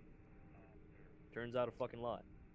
So to preface, the civilians have a rank too that cross ranks, which is weird. He was Yeah, like the- a fucking the fucking GS system. GS11 Yeah. or something. Oh Jesus Christ! Yeah. Yeah, you fucked with the wrong dude. The so our issue is, for example, our base. Before I've talked about it again. We got thrown in all this CBRN stuff. I'm an engineer. CBRN and MP task, which is weird. That's how the guard goes, especially in Texas. But the issue is we operate heavy equipment, and we used to do all the range maintenance, like road maintenance along our base, and we're begging to do actual equipment work. Instead, the state of Texas contracts out all that work out to civilian contractors now, and it kills us because we're sitting there on our hands just we want to do. And there's some people, like I had to retrain people how to operate a backhoe, like stuff that is like engineer bread and butter. Like people who had been through AIT and basic, and they're like, I haven't touched this in 3 or 4 years. Like aside from doing a PMCS and making sure it starts, they didn't know how to throw the outriggers down. Like period. Like operational items. Just because we never get told to go do this work anymore. That's my big complaint. This is a really unpopular opinion, but we're gonna start going off the railing, so we gotta force Winters to actually talk, because he hasn't said a single fucking word this entire time. He's too busy spurred out on his model. But my one big complaint with the military right now is I feel like whenever I like turn on the news, or my Twitter feed is full of NAFO guys, and they're laughing at like the start of the war, right? And they're laughing at the Russian army for their incompetence and not knowing how to do basic shit, and you know, just drive the mile-long convoys without any fucking air cover and whatnot, any of that shit. People are just like, oh my god, look at these fucking look how stupid these guys are. It's just basic shit. And then it's like I show it to my unit, and we're handed claymores and told we're gonna train with claymores. Who knows how to do this? And only 3 people out of the entire company raised their hand, and they had to like scrape together people who have a knowledge of a claymore, which was like me and like some guy who does Vietnam reenacting were the only people who could walk. Like we had to like walk him through how it works and how to set it up. We could both do that, even though I need to never preface- held one in my life. We got thrown the old first model Humvee. I had, again, PMCS. They were using the new manual for the 114s and up, the ones air conditioned models. We never got them fixed because they were putting in the system the old numbers. Like I said, no AC in a vehicle. AC doesn't work on a vehicle that doesn't have AC. And like the only reason we knew that was me, a really old sergeant who should be out by this point in my opinion, but thank God he's still around. Me and him went, no, these are first model. Like these are like Fulda Gap era Humvees. Like no overdrive. Speedo tops out at 60. It's just it's bad. The army in its current state just isn't ready to go to war for the next war they're telling us for. Because like with my job, right? My whole concept of what we're gonna do is dealing with landmines. That's gonna be our bread and butter. Is gonna be clearing the way for, let's just be honest here, Russian or Chinese minefields. No one in my unit knows what a fucking landmine. They haven't seen one. They have no concept. I brought in my tuna can once to just show my squad of like, here you go. This is gonna be our new friend, and that was it. Like, we just have no concept. We're not trained for it whatsoever. But that's gonna be our job, and they're just gonna point us in a direction and say, "Go do it," and then When's the last time you 90% did of us route are gonna clearance? That's actually we do all the time, but it's useless. The Okay, I'm Army back. I finished active building my side- model. Oh, you're back. Congratulations. I'll- Active side yeah. has gotten rid of route clearance. They don't do it anymore. It's only the reserves that does route clearance. So My unit trains on it regularly, but we still, get that's thrown just into that to mind-blowing. do the exact same shit, and we don't have EOD training, but we get thrown in the do like. Question: does your unit even know how a buffalo works? We One of probably the big fucking 8x8 with a claw on it. we probably have like 4 or 5 people who know and are trained and licensed on it, but that's only because they're all ex-10th Mountain and they all were fucking joined during the surge. But once those people are gone, we have no knowledge. But we still have a few of those guys. But once again, like you guys were saying, once these people who were in during the surge, and I wouldn't even say active duty, because we have a lot of active guys where I'm like, how what the fuck? What do you mean you don't know how to PMCS a Humvee? What? But Yeah. it's mainly just people who, like, once we lose that knowledge of people who were in during the surge, the people who actually deployed in Afghanistan, who were there for months on end and then just sit in an airport. Once we lose those people, we're kind of screwed. Yeah. The more and Completely. more CAB ribbons and the lack of deployment patches, once you can't see a combat action ribbon anymore, it's gonna start getting bad. It's like, that's why I don't laugh. Like I was saying earlier, I don't laugh when I see the Russian army. And they're like, oh, they don't know how to do this shit. Because it's like, yeah, dog, nah, I can't talk shit. The 'Cause army we're- cannot talk shit right We're now. the same exact way right now, in all honesty. It's fucking bad. Like them bringing their phones over on a combat shit, that would happen. Oh, all that the would time with that us. would happen They all the fucking time with sneak us. it. They would sneak it, but until like have y'all seen the photo where they're like taking their phones and like stapling them to the board at the outside of this base? Yep. Like we would have to get to that point for people to stop fucking doing that. No, like we would have to get people killed before we do anything about it. That's the thing. Like Yeah. people are gonna have to die for like 2-3 months before we get our shit together. That's what's gonna Not happen. just a few people. A lot. This is the A problem lot with of the army. people. A lot of people. Like we were talking about earlier, of like people getting put in a fucking washing machine. It wasn't just one person that got put in a washing machine. It had It's to be a happened multiple few times. dozen people before they're like, this is a problem, and that's Yeah. how the military works. Like the first few months of Lisco are gonna be hell because we're gonna have to relearn everything we should be learning right now, but because we're just every institution's like this, every army's like this. It's not a U.S. Army thing. It's everyone. You're gonna train for the war you think you're gonna be fighting, Yep. not the one you will be at all. No one You- can predict that. yeah, no matter you what can't people in the predict that Pentagon crap. say, you're not gonna know what's gonna happen. You can have an idea, but it's never gonna be perfect, and then you're always gonna have fuck Yeah. ups. And that's how the thing with the army, the U.S. Army, is we excel at learning from our fuck ups when a lot of people die because of it. Until people start dying, we don't learn. Is our issue. Yeah. To preface, the last time the Army fought a true peer-to-peer ground war was 91, arguably 2003, depending on how you're looking at. But that was a degraded Army at that point. Yeah. Like 91 was like peak military. We're gonna ruin your day and have fun doing it. I say fun. It was miserable in the desert from everyone I've talked to. Yeah. But that was an army that knew what to do. Like, the preface, all that knowledge came from, like, think about it, 91 to 20. Everyone at that who came up to fight that war was trained by Vietnam vets.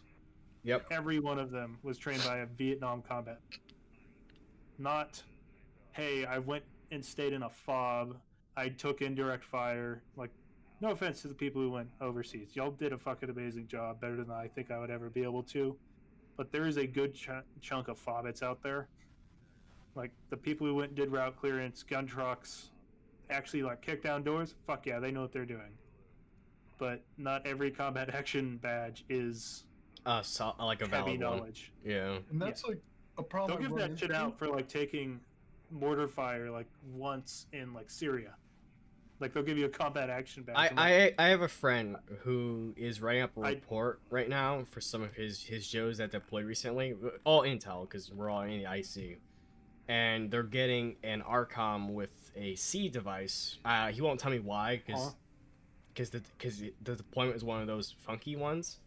okay. But Don't go any but further.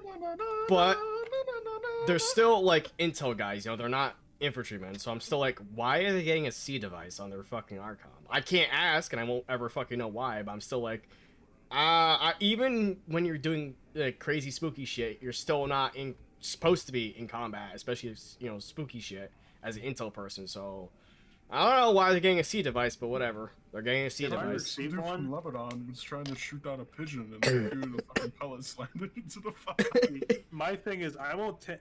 They could give me it. I can't stop them on my stuff. But if, let's say, I get deployed, I won't wear it unless it was a two-way, like a two-way range, because then I don't think it's deserved. Yeah.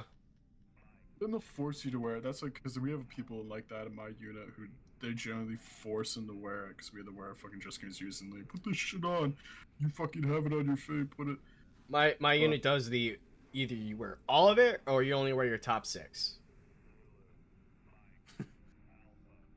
The again, weird thing with the guard is you could have some wild patches on there, but your unit will never be recognized for anything. You get thrown in with like big army unit or like in our case 36. Like your unit will have no true official history. They'll say like group transferred to X and you got to go look their stuff up. Like he was talking about history. Ours is horrible. You can't look that stuff up. All it has for the history, like we had to do a big change of command ceremony for our brigade. Like all the history was stateside. And I was like, I know the people here have deployed further over and done more, but because it was 101st, you got attached to them. It goes into their history. It's like, Yeah. yeah, That but happens a lot. they went there and did it themselves. These guys got blown up doing route clearance in Afghanistan. I guess it's different for me because my Casualties. unit we have a Not our. Oh, We have a fucking God. memorial for these guys. Like, we don't get. Oh, there it go. Did my internet fucking go? No, you're There still for a here. second. You're here. There we go. There we go. So these guys have a memorial at our company. In the documents, they're listed as casualties 101st from the Texas State National Guard in the record, but they're not like, hey, they're from 178th Engineer Brigade.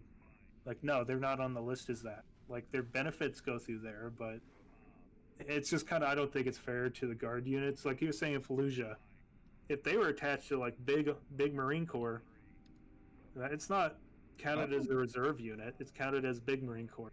I don't know, Casualty. dude. Because it's not like I think it might just be a natty guard moment. Because for us, yeah, we got our full honors. We have a funny little guide on, a very colorful little guide. I don't want to dox myself here because the engineer world is small and the combat I'm engineer trying so hard not world to. is but like November's even really worse. small. But like, yeah, our unit is we got a colorful little guide on. I'll say. We Say too from much. what I understand, our command fought to get the ribbons put on our guide on, because it's just like, why? This is ceremonial bullshit. Why can't we have this? Yeah, it We have depends on people your with the unit. papers. It's like if you're a no-name unit, as you could put it, it's very hard for you to get your recognition. But if you're on a name unit, that's like, if I say the name of my unit, like people will know, kind of shit, because they've done Yeah. shit. It's a lot easier to I- get your recognition because you're a name unit. You know what I mean? See, I say my unit, like in Texas, everyone knows us because we go everywhere, do everything. But like outside the state, no one knows what our unit. Yeah, no, like Like, we do whenever I'm civilian out, rescue, border, yeah. Seaburn, like everything. But outside the state, no one knows what we do. When I'm just like out and about in my fucking greens, just doing shit because I have to do that every now and then, and people see my patch, like, oh, it's the unit, and like I'm in like fucking like middle of goddamn nowhere, middle America. I'm like, what the fuck? How do you know? It's like, oh, because of but you this and that, like these battles and this piece of media that show the unit. I'm like, okay. Well, now I know I can't talk about this shit at all because people pinpoint me really fucking quick. I fucking love that when I was overseas in the funny little Asian land, right? And they were very huge patches, right? Yeah. They were turbo odd. We gotta like start telling some stories that not just random bitch. Yeah. But they were turbo autistic about wanting patches. That's what they wanted they wanted selfies with the Americans, And they want your then- patches. and they want our patches, which is kind of like hilarious because I got yelled at because I tried to trade uniforms, and they're like, "You can't fucking do that. You're giving, You're giving an insider threat." Dog, they can Yeah. buy our uniforms it, in yeah, AliExpress. We everywhere. just gave them full insignia, okay?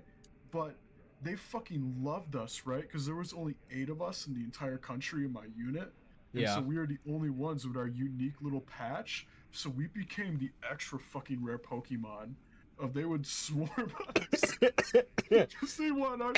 They would say, fuck that active unit. Nice. And try and get ours. We They, became- yeah, they would probably do the same for like the 2 patches I twice. Oh, so funny. They would probably do the same shit. Yep, I loved Yep. it. So should I get some stories from there? Yeah, We go got ahead. some- Absolutely, you We got should- some Oh, good ones. fuck, we need Do it. Cowboy back. We need to get him Oh, over here. he'll be back in a minute. You want me to tell border stories? Overseas stories. So yeah, I'll start with mine, and then we'll go into the border one. Okay. So I loved. I'm not gonna say it. I'm not gonna say where it was, but Asian country, U.S. ally that's been our ally since Vietnam. Put 2 and 2 together from there. Great people. I loved working with them. Their equipment ranged from being better than ours to severely outdated. In the fact that a lot of them were using like M16s, a lot of units we ran into. And I'm not talking like A1s, I mean like M16 to M16. As in like, this bitch is, they left us in Vietnam, we gave it to them as like a thanks. Here, keep this, come to Vietnam, we'll give you our modern equipment. And that quote unquote modern equipment by 1961 standard is still what they're using. And it's like hilarious. Their modernization is they put on a fucking birdcage flash hider. That's how they modernize them. Irons. The original triangles. Yeah, it's just like holy fuck, and I love them. But in some of the conscript units we were working with, because I worked with fucking from their top special forces that were part of the King's Guard, which was cool as fuck, to working with their conscripts, and all of them were very nice. I will say this too. When it comes to like special forces in the U.S. dudes, they don't want to talk to you. They don't want to associate with you. And I guess it's just the culture of it, and I get it. I'm a scumbag reservist, so I understand why it's like, yeah, you need to listen to me when I talk about this C4, but you don't really give a fuck. The Thai Special Forces guys, oh my god, I love them. Besides the fact that they refuse to take off I just said the country. Oh fuck. Oh, Good job. Good job. Good job. I tried. They wear the fucking little ninja mask. It's hilarious, but they're very nice. Just great people to work with. Yeah, But, no, they are. in any case, though, their conscripts, though, had a problem. They would take their M16s, but they have M4 slings for them. So they weren't long enough. And so they would wrap it around the buttstock, and then they would take it and tie it around the fucking carrying handle, right? Yeah. But this led to the problem of your carrying handle in your older M16s is also your sight. So they couldn't actually look down the sight of their guns. And I and a few other people, which was my old drill sergeant, funnily enough, was there, and I bumped into him, had to go around and communicate with these guys, and they couldn't communicate at all, besides from the term that got thrown around was video game talk. They Oh, all, no. like, if you ever meet, like, people, everyone, like, at CSGO lobby can speak a basic form of English. Yeah. That might, like, consist of things I can't say on stream without it getting knocked off YouTube. Is mainly, like, how that goes. And so, like, that's how, like, most people, you can get away with speaking English, because everyone's played CSGO. They can all speak gamer talk, right? Yeah. And so I would go up to these guys, I would jab in the chest, and I would go, retard, and I would point to the fucking sling, and I would undo it on one, and they would all go, oh, yes, retard. So they would go around, and they would jab each other in the chest, you retard, and they would undo each other's slings. And so it would just turn into, like, 20, 50 of them all going retard, talking to each other, and then undoing their slings. And I'm like, I love it here. This is great. These are my people. These are my people. I love these guys. There's some stories I want to say about these are my people that I can't vibe say. with you. Oh, you I wanna talk absolutely about vibe. the vehicle fleet? The The what? vehicle fleet? Oh my god. So along with their vehicles being outdated as fuck, their most modern vehicle, which I find hilarious, is a Toyota Hilux, right? Which they chop the body off and put on this fake little AliExpress aluminum cutout Humvee thing. So it looks like a Humvee, but it's a Toyota Hilux, and it's very funny. And that's But- their most modern vehicle. But why? I don't know why. Cheap, affordable. So I mean, I guess, same yeah. thing with armor. Like the weird thing is, it's not so much the way the vehicle is; it's how it looks. It's intimidation. That's all it is. Look at this mean thing, and you gotta remember this is a country that like mainly engages their, no offense to them, civilian population more than they do an actual enemy at this point. But in any case, that was their most modern vehicle besides like the Striker. Everything else is World War II era shit. So they had Jeeps running around. They had the old 6-ton, no, not the 6-ton trucks. What are the World War II Deuce trucks? CCKW. Wait, you're Yeah. serious? Like they weren't re-engined? Yeah. That's Insane that is. Like World War II depression. Yeah. shit. They had Vietnam era shit. Like, it's hilarious. Okay, funny story from the restoration world. We buy parts from Thailand and India because they still use Jeeps in those trucks. I forgot about that. The Yep. part production comes out of there mainly now. So they're running around with that. They have half tracks, and that's still their AA. The oldest vehicle I saw, and I know they have older vehicles, like I know they have like Hagos that are still working, that they painted up in digital camo, that are there for ceremonial purposes. kind And of the- based. Oh shit, the locals are getting uppity again. Because like you don't really need more There than it is. Hago. Is this what you're talking about? Yeah, that's what I'm talking about. That's a Toyota Hilux. Don't believe what Wikipedia says. We went in it, and the steering wheel says Toyota. Pull it up on the stream winners. This Yeah, thing is I'm so putting it up. funny. Look at this fucking thing. That is a Toyota Hilux that they cut the fucking body off, like it's scuffed, and then they chuck that thing on top of it. Maybe that's not all of them, but I swear, cross my heart, that's what we saw. But Oh, you, Yeah. you gotta. This wasn't from when you were there, but I gotta. It's very famous. You'll know it when you see it. There it is. yeah. But the oldest vehicle I saw was a T-26 with a Bofors gun on it. And Oh, they just had for like training and ceremonial purpose. Oh my god, the Filipinos, yes, that great thing. the Southeast Asia this will is not the retire car something that they're until talking it is literally obsolete to the point where they can't drive it. Yeah. Like these guys still had what the fuck was it? I see it's like the Arasaka and a Mauser had a baby, you know what I'm talking about, right? Oh yeah, yeah. They had those on rifle racks for like because like we were in like their basic training. Like that's where they housed us. Just in their old little bit when we weren't just in the fucking jungle lying on a. That's a fun story. Cowboy's gone. When we were told we had he's to gone. go into the jungle part of that, we asked the active duty unit, "Yo, are you guys sleeping in tents?" Because we were just we wanted to keep ourselves to the same standard that they were in. You know what I mean? Which sometimes we said fuck it because they're like, "Yeah, we don't wear booties and shit, and roll up our sleeves." So we're like, "That's crazy." So we tried to mimic, that gun. They had like those lying around. So they're technically pre like Type 38 actually. Yeah, old shit.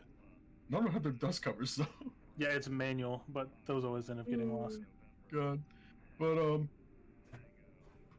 what the fuck was I saying? Yeah, so we would ask the active duty unit and the ties what they were doing, and we would mimic off of what they were doing, and then ourselves. So we went and asked the active duty unit, "Yo, are you guys sleeping in tents? 'Cause it's the middle of the jungle." And they're like, "Nah, we're not doing any of that pussy shit. We're out here on the ground." End quote. That's their exact words. And so Wait, we're like like, no tarp?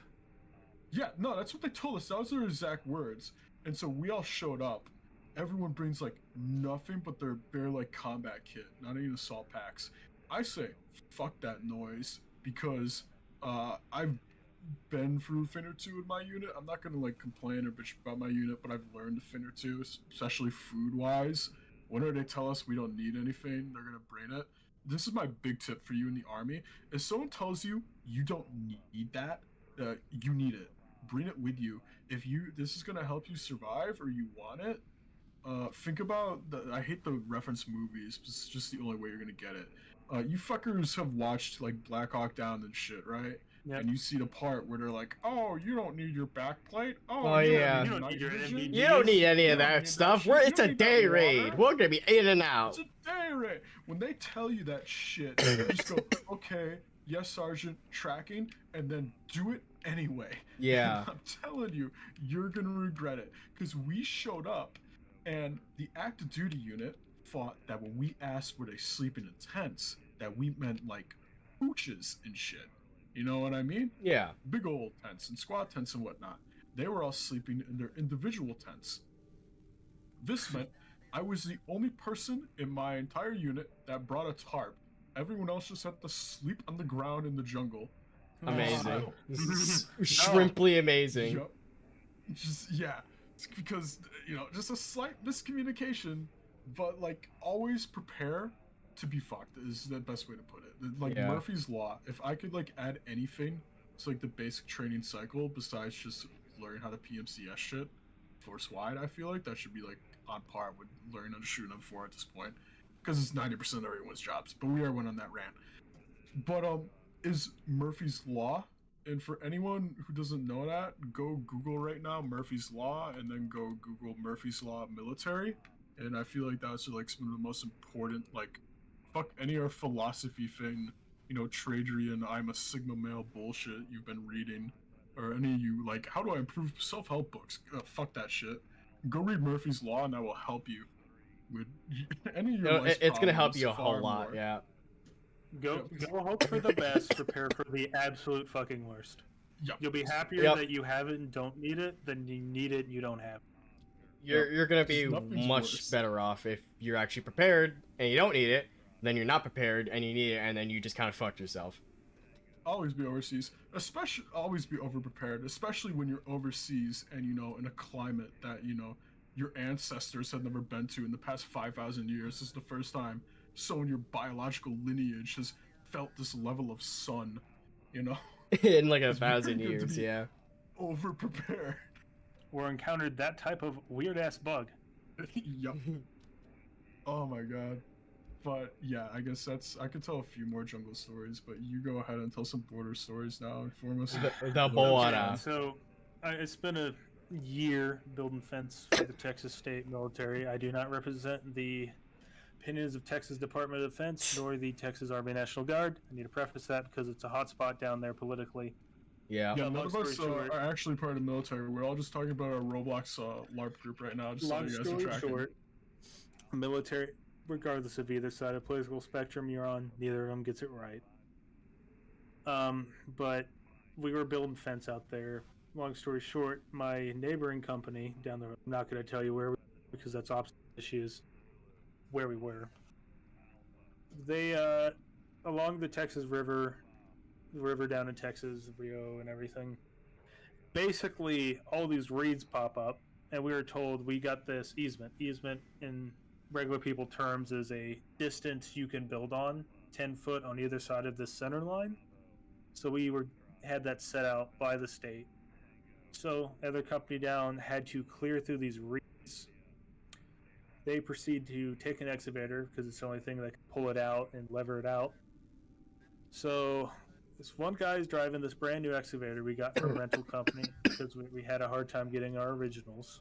Then he proceeded to drive it down there like everyone else had done.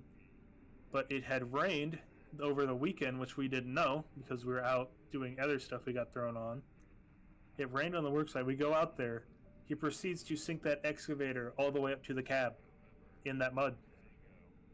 That's terrible. And that's actually fucking they terrible. ended up Holy towing shit. it out with so the one cool thing about being an engineer is we have the one thing stronger than a M88. A dozer with a winch motor on it. Base. Has more pulling Based. capacity than an M88. The big thing is they pulled it out, so this thing's covered in mud. It's not really safe to run. They send it back to the place they rented from. They continue on with their lives. 2 weeks later, they're sitting down. They're on the border. Go to a nice Mexican restaurant. Honestly, some of the best Mexican food I've had in my life was everywhere but I was stationed. But the place they were had better Mexican. So they're sitting there in civvies. But, you know, if you're in the military and know what to look for, you could spot a military member in civilians easily. Yup. Haircut alone. the haircut, the fucking everything. So they're sitting at this booth, 4 of them. The one guy who sunk it's there, his sergeant's there. They're out eating lunch because it's their day off, and they just go in the carpool. So they're sitting there, and they hear this guy walk in, sit at the table 2 away from him. He goes, they start talking, but they hear this guy getting a conversation with his friend. He goes, so how's that new excavator you bought? He goes, because this guy bought the excavator, proceeded to rent it out to this rental company to help make sure he gets his payment back on it and continues his payment when he's not using it. He goes, those fucking guardsmen sunk it. That thing had 5 operating hours on it when I gave it to them. And I get back, beaten up, bent up, and covered in mud. And you know what their response was? What? Check, please. They fucking zoomed out of that because they're like, eventually he's going to look around and put 2 and 2 together. And he may not think we're the ones who did it, but the fact that we're the ones that did it, we know too much to be able to keep quiet. Yup. Gotta get the fuck out of there. You gotta get out of Dodge. For making a smart decision. That's very rare. That's the cool thing about 12 Novembers is most of us have to be intelligent, get out, and be allowed to operate.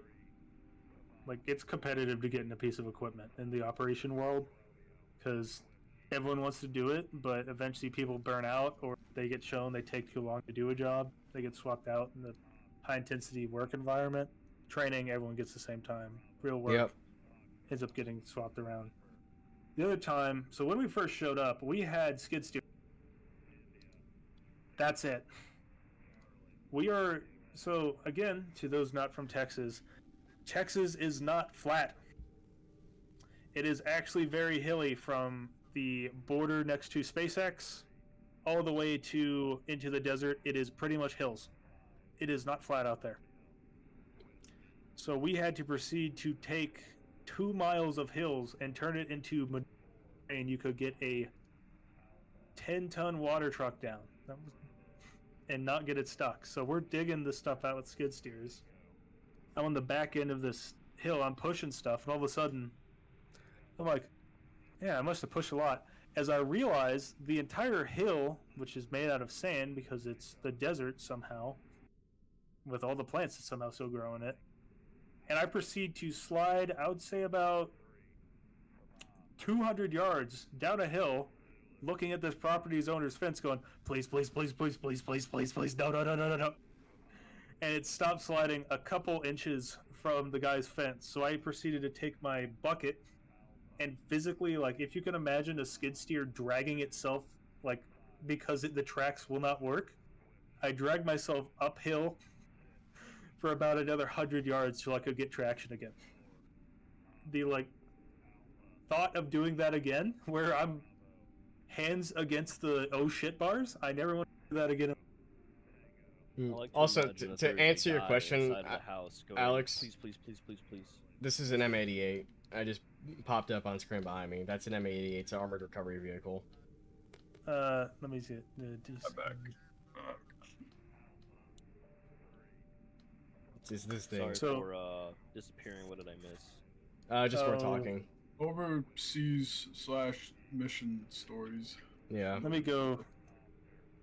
So what we use to pull our shit out is, why can you not give me a good modern one?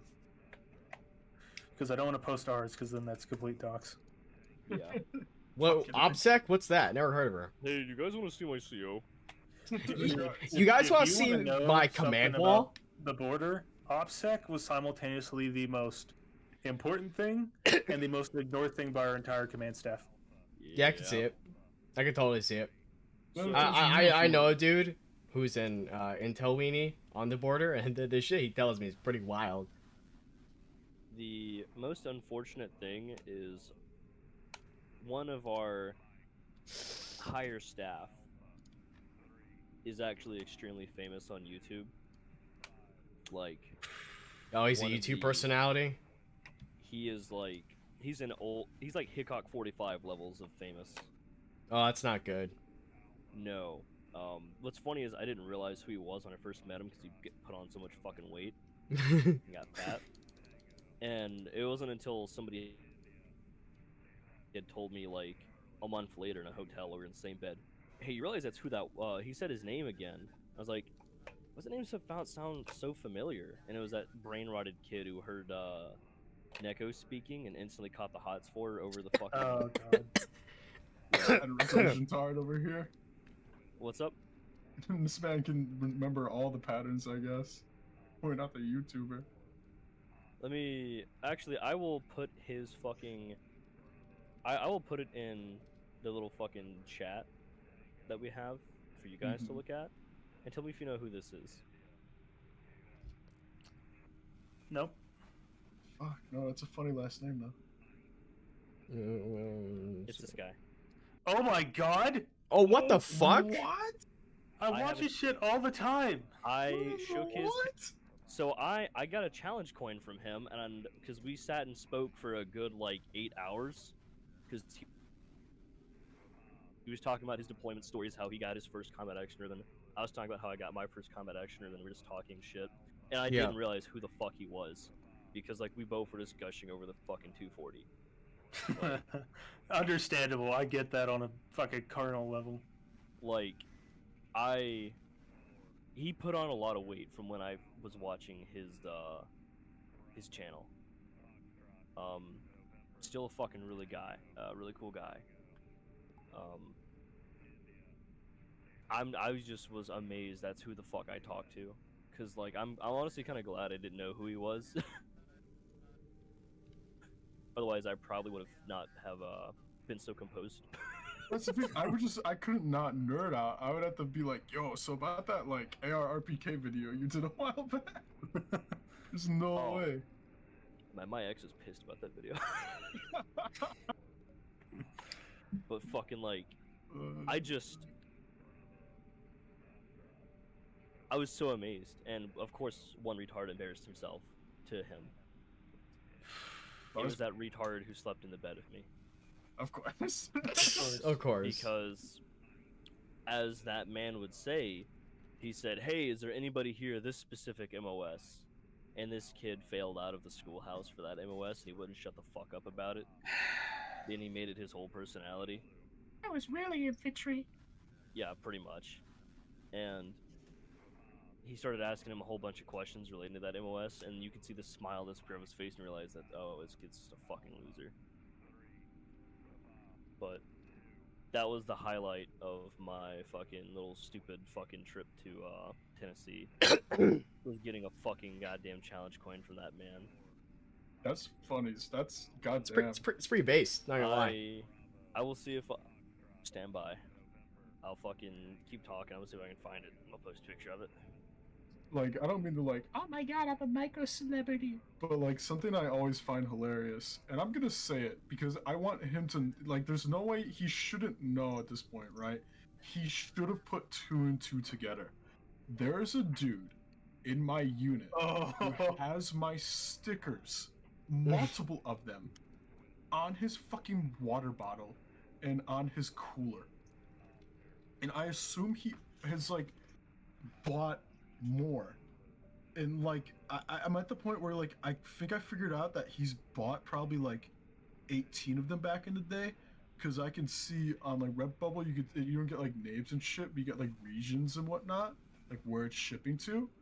And I'm like, oh, that's shipping to where he lives. God damn, this fucker gave me like $17, which is a lot for like those stickers. Those stickers are like 99 or like 69 cents each when I used to do them. But he hasn't figured out. He's never once come up to me and been like, yo, are you Alfredo? And like he's like, it's not like it's awkward. Like we had normal conversations, so I'm like, there's no way this guy knows. He's completely clueless. But I like take pictures at drill and like, here, this is where I am. And like when I was overseas, like I just don't know how he hasn't put 2 and 2 together. I just don't. Like, Are you sure he isn't just like, it's not something I care that much about? Sure, because he's like one of, like, I'm not trying to. He's not like the Cowboys guy in any way, shape, or form. But this guy could not keep it together. You know what I mean? Like, I'm not like trying to bust his chops, but that's fucking sick ass coin. That's like fuck. I'm not trying to be a dick, but fuck every other reward you get in the army. That's that takes the cake. I'm gonna be honest. I would trade my car for this fucking coin. Just like, to get handed it from him too. And like I remember like he just like shook my hand, and in his fucking hand was that little dumb coin. And I was like, oh, that's pretty cool. But like if I would have known who he was, I would have had the dumbest smile on my face. Like I'm looking at his fucking portrait now. I'm like, how did I not know? It's so clearly him. Like, God, that was so fucking. So winners. Dude, When do you make it a challenge coin? Yeah, when are you Winners. What? I'm back. I was doing Winners. something. When are you making a challenge coin? Why the fuck would I make a challenge coin? Make a challenge coin. You are Winners. not a fun officer. I don't like you Yeah, anymore. God, this guy sucks. Well, at some point in time, I know this for a fact, at some point in time, I'm going to be walking past a talk, and I'm going to hear his fucking voice. And I'm going to have to, and I know you, like, we've seen each other's faces now. I'm going to have to keep it together. And I'm gonna not have to consistently scream out, oh my God, is it that fucking retard winner?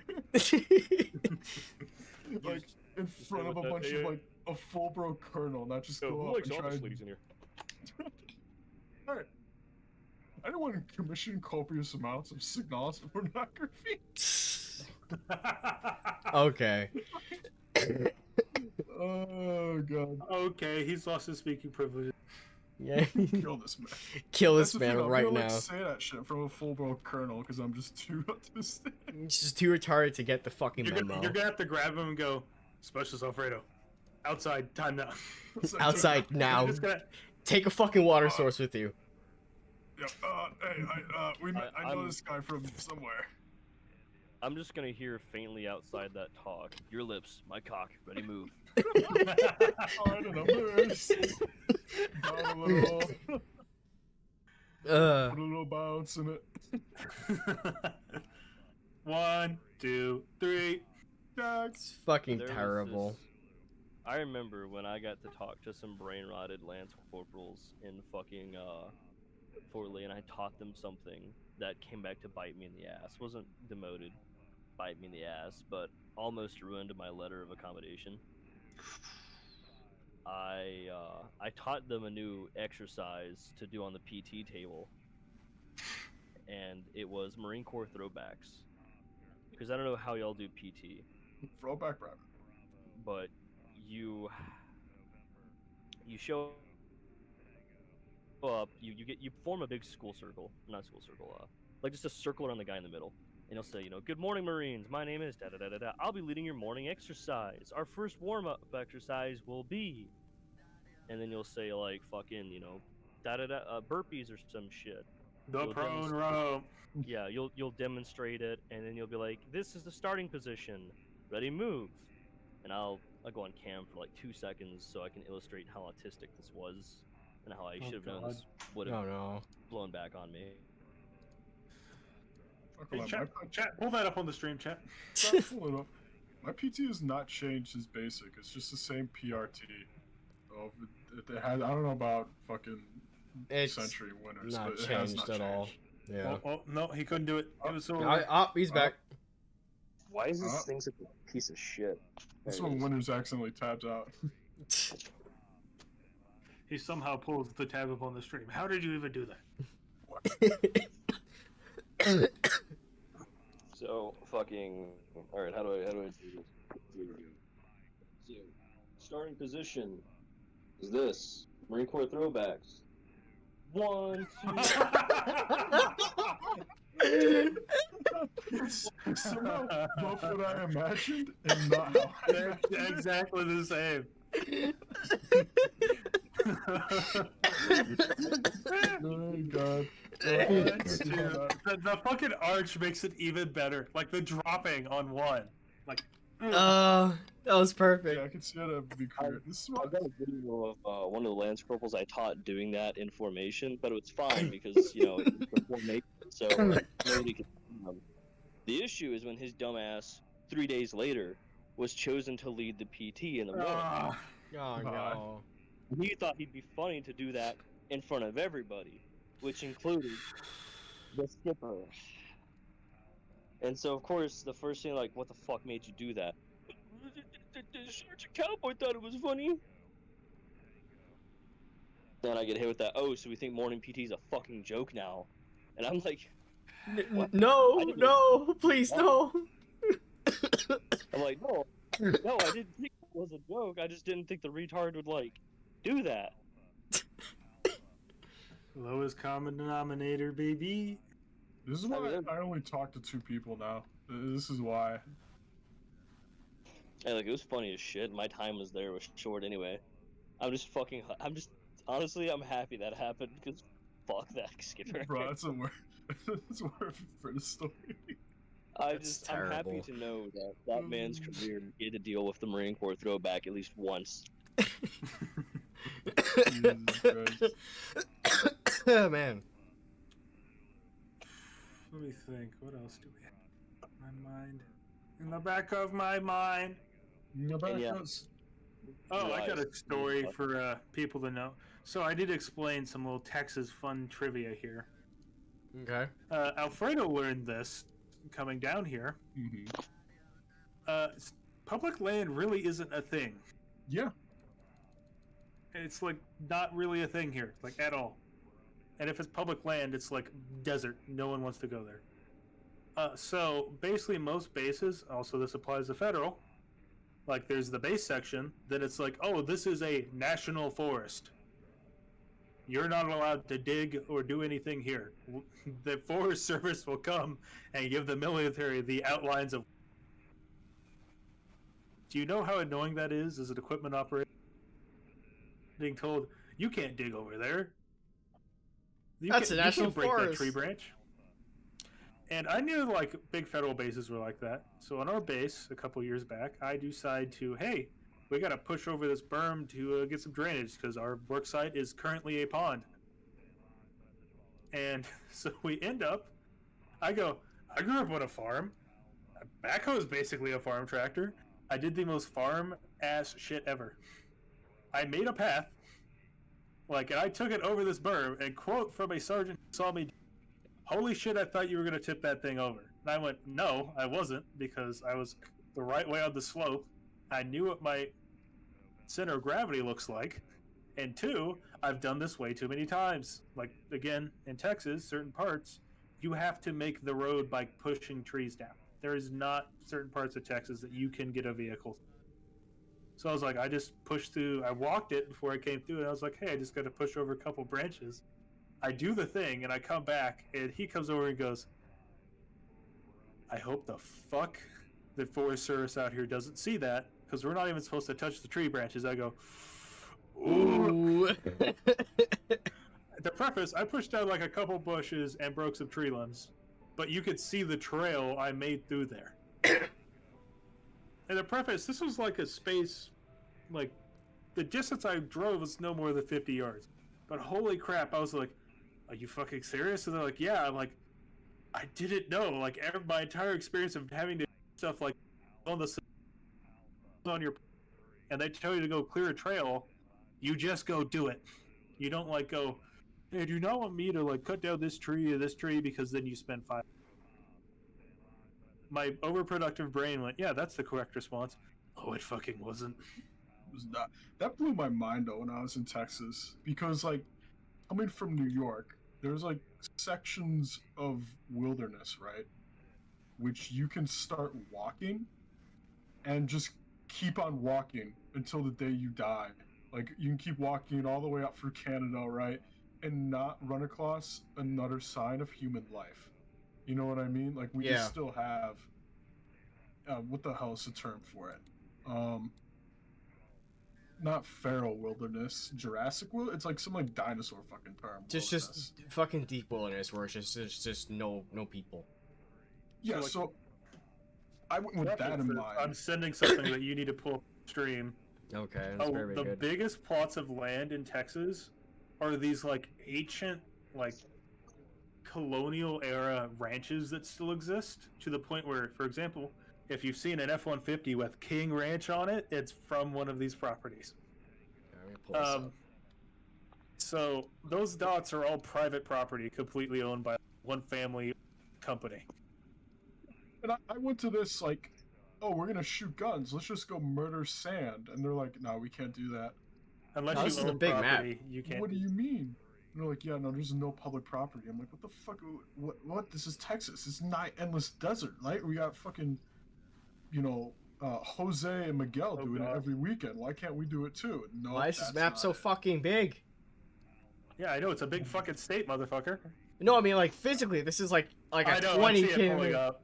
It's like I can't keep But- fucking sizing this bitch. There we go. Fuck. Like to preface, King Ranch is so big, it is assigned its own public school Jesus. on a piece of private property. It's so big that Texas State has assigned. King Ranch is actually in the south of it, the green blob down there. That entire section has been assigned its own school district that's run exclusively by students that are families of people who work there, workers, and the owners run this school. Like, it is Damn. like the closest you can get to a company town in the thing. That's actually really cool as shit, and I want to do something like that for here. So the issue is now that you see the black blob in the middle, like that. There's no private, like big ranches. Yeah. Yeah. That's where all the good land is, and that was all claimed during like the 18th migration. For example, y'all probably know the famous story of Fort Hood and how it's ranged. Yeah. Fort Hood's about in the center of that black pit. Only a small part of Fort Hood is federal land. The rest of it is technically leased from property owners. In the agreement on all of those leases, they were still allowed to ranch on that property, period. Like to have cattle on them. So every once in a while in Fort Hood at the Tank Gunnery Ranges, Oh, you see a cow become pink mist oh no. as a sabo round goes through it. And Front, God bless, longhorn, front. once the investigation ends and they pin the blame, the way that paying insurance for cattle works, pay for the cow that one would have birthed, and the cow that cow would have birthed. 3 generations worth. A cow can range from $1,000 to $1,000.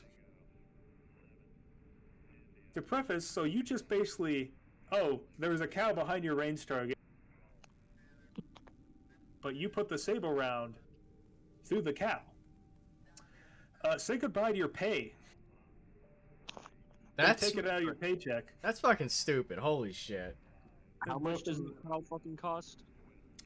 Depending 1,000 to 3,000, depending on the quality of the cow, like what breed this is a whole science that I know people who have gone to college just for cattle exclusively. Like, let me just look it up. No, you're good. I just the thingamajig be cut out. Yeah, $900 to $5,000. Fuck. So depending on the breed, how good they are, what they're estimated. Like if it's let's say there's a lot of longhorn ranching, like the famous Texas with the big frickin' horns. Like Killeen, where Hood is like central longhorn land. Gunner, Sable, Longhorn. Yeah, exactly. Like no, that's not a joke. They will win in field exercises. They'll fucking laze for shits and giggles. And not realize they're about to lose their entire fucking paycheck. Oh god. Yeah, so that state of Texas and land is weak. Like on a range road, there'll be here we go. Here's a funny U.S. Army one where they're like, "Hey guys, look at the cows, guys, it's so cool." It's also why First Cav up there still has their horses, because occasionally, aside from, they'll get called up by the ranch owners or range control to actually go and herd cattle. Because Base. there's certain parts in Texas that you can't get with a 4-wheeler or 4Runner. It's kind of based. You're telling me the Cavs scouts could actually ride horses for real, like fucking cowboys? No, it's disgusting. They have so many fucking horses. Guys, stop. You don't need that many. But they're mostly ceremonial. But what ends up happening is they'll get actual people who did that before they got in the military, get them to train a couple more people. So if they have to go, usually they have to do this with the cattle owners, because if they don't, that's a lawsuit. But usually they'll go out and help with them. From what I've been told, I'm not in First Cav. I don't understand how that happens. This could be conjecture and bullshit. I'm not going to bullshit y'all, but that's what I understand. It's wild. Let me see. Let me look up range target. Nope. I'm just saying, I don't care if it's truthful or not. The fact that fucking First Cav or whatever could actually go do riding horses shit. That's pretty cool. Yeah, they still have the horses, and you'll see. Yeah, here you go. Winners, put this up on stream. This is an actual range. Oopsie doopsie, the pop-up target had a cow behind it. What will I do? That's a long view of the ranges. Okay. Yeah, so I mean, if it goes through your fucking target and hits a cow, it's not your fault. It's not your fault, but what is it? CID is the investigatory. I'm just saying, CID can blame me all they want. No, I can't say that. Never mind. Yeah.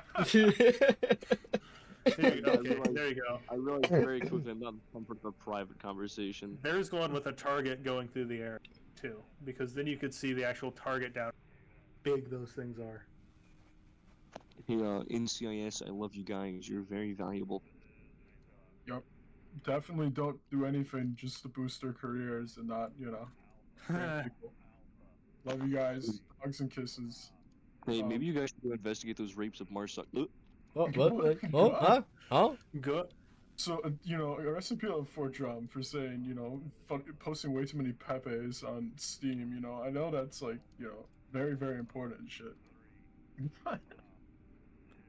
Yeah, that's part of the issue. Is same thing with Bliss out in El Paso.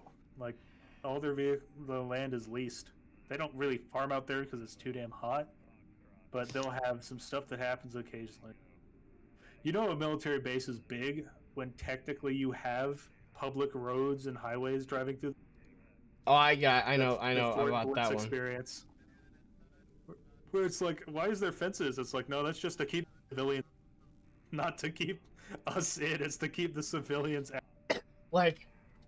On one of the bases I work at, there's a fucking road that bisects one of the places we get to constantly. So I have to, and so there is a gate that goes straight out to this road and goes to the other part of the facility. This gate is never fucking manned. This gate is never fucking open. So I always have to drive my happy ass to the main gate, go on the highway, do a fucking loop-de-loop, and then drive through this cut-through just to get to the other part of the facility, do my one thing, and then repeat the process but fucking reverse, even though there's a gate right fucking there, but it's never fucking manned. The consequences of the war on terrorism, base access, have been a disaster for the U.S. military. Yeah. Wait. Should I tell the? I told you about the AT4, right? Yeah. So, I did a little oopsie poopsie of, I work landscaping, right? And so I leave like early in the morning because it's There it is. great to get most of the work done before the sun comes out. And so a lot of times, like, I'll just like grab a bunch of shit to run errands during the day because I'll have like a 3-hour lunch because like fuck working during the peak of the sun. This included, I was giving an AT4 to, but well, I wasn't giving, I was selling it, but he gave me the cash like years back, and he just never came to pick it up. You know what I mean? So it wasn't a gift. I was giving it to him, like, fucking take this thing. And so it was just in the back of my car, and I like had problems at the gate because they like marked the wrong gate that was open. So I really just drove through the gate because like, there's no one fucking here, and all that shit. And then I just looked, and I'm like, oh, there's an AT4 in the back of my car. Fuck me. Dude, oh I'm in no. civilian clothes with an AT4 just chilling. While, and Wait a minute. Winters knows this. Wait a but minute. There's been a huge issue of pro-Palestinian protesters. Wait, no. Were you stopped by the MPs for like a good like 20 minutes? Nah. Okay, Not that you one. you weren't that guy. No. There was an incident where a dude similarly had an AT4 in his truck. It was some. He found like a fucking training bomb or something from like the 60s. I don't remember. He had ammunition in his fucking trunk. Oh, the like blue painted mortars and shit that Yeah, you he- find. he- like, he had on some, old like- ranges that get revamped into something else. And Yeah, you know he- where he found that too. That's hilarious. I know the spot. Yeah, so he had this big fuck off munition in his fucking pickup truck. Rolled up to the gate and was like, "Hey, I found this. Can I keep it?" And you know the MPs were like, and the MPs were Why like, you you know, like this? talking to him and shit. And we were flying. Well, not we were, but the someone was flying a UAS mission, and they decided, hey, oh, there's something going on the gate. Well, let me turn on my feed, so if this guy runs, we could take a look at him. And if you know anything about the fucking law in the United States, any intel person is not supposed to collect any U.S. persons for any reason unless they have mission authority. It's a whole fucking thing because Supposed to. it's a whole thing with it because of executive order, whatever. I'm getting too much in the weeds. Basically, this drone operator is an intel person. All drone operators are by MOS. So he was not supposed to do that. So we're flight suits though. Yeah. And because he did that, the whole the unit that did that had a whole talking to from fucking CID because they broke the law on like a big scale. So Yeah. wait, he turned on the recording. He wasn't just watching. He turned on. He turned on the camera and the camera automatically records for UAS It's systems. sort of like a body cam for Yeah, because but that's the current political debate on military stuff. it's an old ass executive order from the Reagan era, and basically it stipulates that all guardsmen can't collect on U.S. citizens. So and you're an intel person, you fall under this executive order automatically. And this is very vague, and it's not vague, but it's a whole thing with UAS systems. It doesn't really I mean, account it for. makes sense with like warrants and whatnot. It makes sense, but it's gotten to a point where like if we fly a drone and specialist retard turns on the fucking feed and the feed automatically records, we're kind of breaking the law automatically. So it's kind of like one of those things. It makes Just a preface. yeah. These drone pilots are retarded as fuck. Yeah, I love they- that.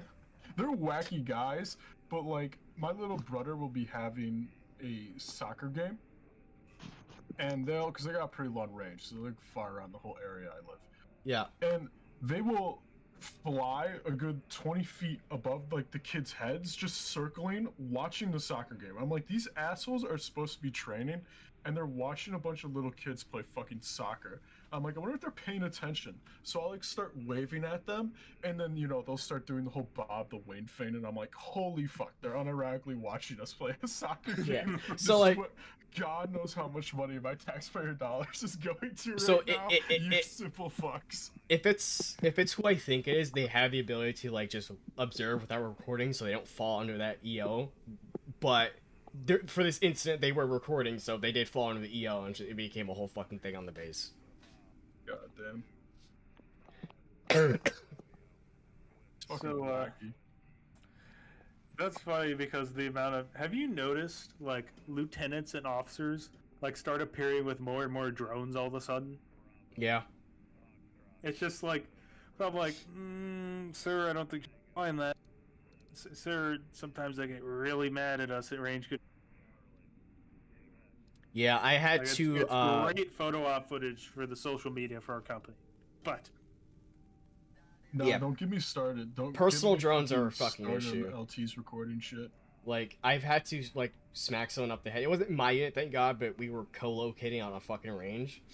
And I had to smack a fucking new lieutenant up the head because he brought out this, like, DJI drone and was about to spoot it up. I'm like, what the fuck are you doing? I'm gonna fly the drone. It is a live 249 range. What the fuck are you doing? You fucking idiot. Meanwhile, us flying the 249 from the hip because it's in the TM. I'm like, TM boys. because it was at, you know what fort it was at, Alfredo, and so those berms, they will ricochet every now and then, and that drone will fucking come down, even if it wasn't for that.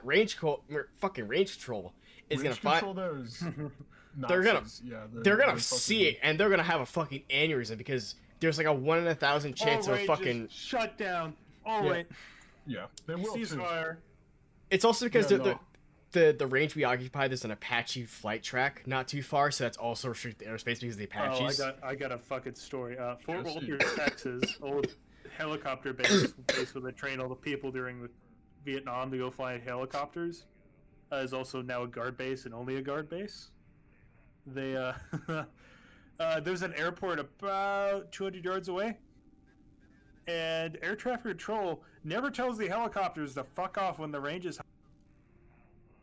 We had to cease fire multiple times because these like hobbyist helicopter people, like the little like open door like Bell like 13s, like the tiny ones, Yeah. Like what these soldiers are Korean doing. era one. Yeah, they'll fly over a range like really slow, and I was cease fucking fire. We're firing like Those tracers are 249s cool as and hell. M4, and they're just like, man, that's cool, and I'm like, Motherfucker. I'm here to protect you as civilians. I'm not here to point a 249 at a helicopter. Oh, I will smoke that bitch. Imagine if a It's helicopter just- like low passes on a I'll cut that fucking out of the stock. on a fucking No, 40 like- millimeter range. The worst part is he took the flight path coming downrange to uprange, so he was in like the line of fire to where rounds could pop up and hit him. But I was like, I hear him because I heard two of them.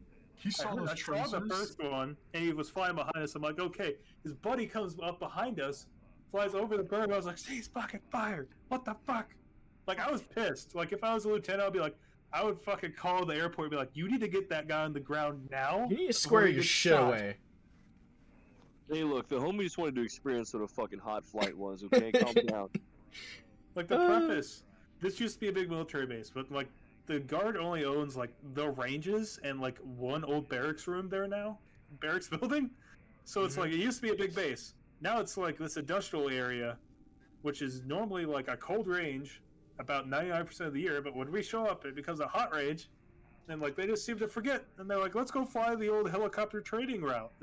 That's the route that goes, that they're taking, is the old helicopter training route. Like, that guy might have been a Vietnam vet who was flying who got trained there.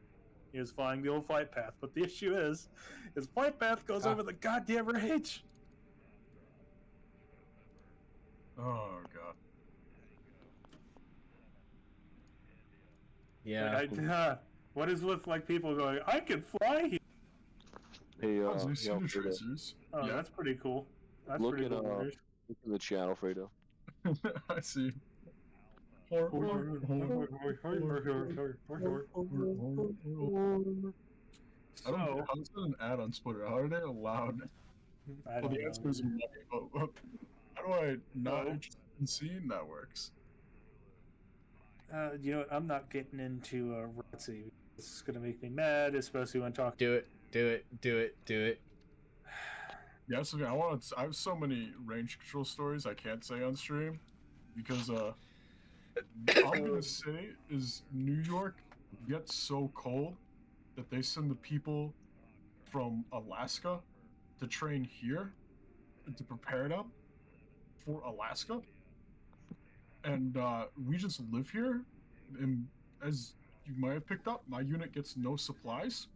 In fact, they just keep taking shit away from us. And so we gotta do what we gotta do to, you know, not die. Yeah. And that's a big army no-no most of the time. But I have a funny fucking story about that. You gotta remind me to say afterwards. All right. So some ROTC units actually take their people out to go shoot right. Young dumb me decided to go to college. Eventually found out I didn't like it. This is before that. Joined ROTC because family was like, oh, you should join ROTC because I like working, not paperwork. I work for a living. Please let me work for a living. Yeah. So I'm there. I've been in 2.5 years at this point. I'm still fresh in Army terms, but for like knowing how to show up right place, right time, and how to not fuck shit up, it's been ingrained at this point. Show up to this ROTC, and they're like, oh, you're so good, we're going to push you a year up because you've been through basic, and we trust you to know all this basic shit. I'm like, all right, that's fair. So they throw me into this new one. This one female cadet who's been contracted, has family in the military. Yeah, repeating the story. Oh god. Doesn't take a liking to me because I'm like, hey, you need to calm down first off and let the other people talk here. This is a collaborative environment that we're, I know, I'm being very officer with that, saying collaborative environment, everyone needs to have their peace, and you can't talk every 5 minutes. And I think she took that as a, again, don't take this as an assault against your character. It's about the environment, not you. I don't dislike you, period. I didn't dislike anyone there. Just military bearing is a big thing that I don't know what happened with some people and just not instilling people with military bearing. Or they just fucking forget it. So we go to this range. The master sergeant goes, hey, Wallendorf, you're actually range certified. I'm like, yeah, my company does marksmanship stuff, so I get thrown on that. And so we get thrown to go out and do that. It's like, hey, you could be a safety. I'm like, cool, no problem. It's a little boring, but I'll do it. So I'm sitting there helping load ammo. Come back up with all the rest of the cadets, as we like to call them, cadets. The cadets. And cadets, yeah. And so I see her finger fucking her whole rifle on the range with 2 live magazines in her flick, and I was, you need to stop now. And again, she took that as a personal scar against her character. I'm like, no, you need to fucking stop now. Like, before I fucking push you on the ground. I found it.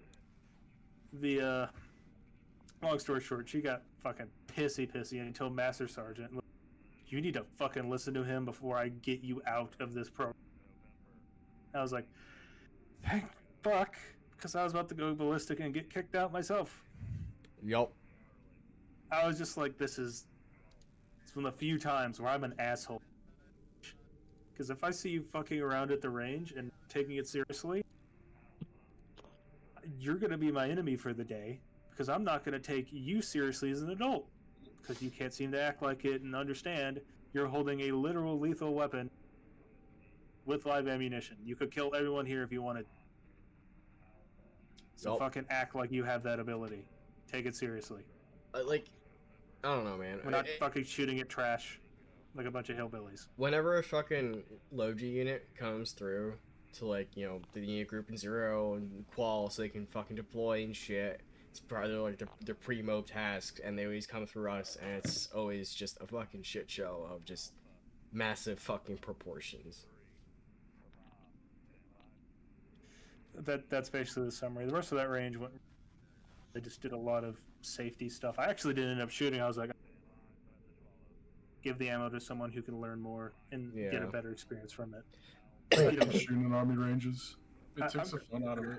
So my thing is that blows my mind is the amount of cadets you come through who've never shot a rifle before. Like, not even handled an AR, like shot a rifle. I'm like, you're an American. Like, they're like, it's 50-50. It's either their family or and it's weird to me. I'm like, you're going to the military. You don't want to do like a little bit of the basics? I mean, for fuck's sake, you haven't even like played Call of Duty or any of that shit. Like... No, I prefer You got people like that in who my unit, though. who haven't even played like video games, because a lot of those people who only play video games and never actually touch a gun tend to be like very like dangerously stupid. Like there's like being scared of the gun, and that's fine. I can work with that. But when you're like dangerously stupid and confident, that's a whole different thing. Yeah, when you. I gotta say this story. I like my team leader. I think she's great, and I think she's the best team leader I have so far as being real with me and like communicating with me and giving me the heads up of like, oh hey, we're gonna get fucked. Or like, How old is she? I would say she's probably like my age in all honesty. So I would say like 22, 23, 24. You're out in Texas, right? Nah, I'm a New Yorker. Oh fuck. Oh, you know, I go to Chicago time to time. Is she single? No. But God, like she's great, but the one like problem, and I respect her for the fact that she admits this and she wants to like change MOSs. She wants to continue with the army, but she fucking Pat Tillman to me twice. Twice? Oh. Yeah, like we're going for like like the funniest side. We're going for like Fort Trump. I can't say.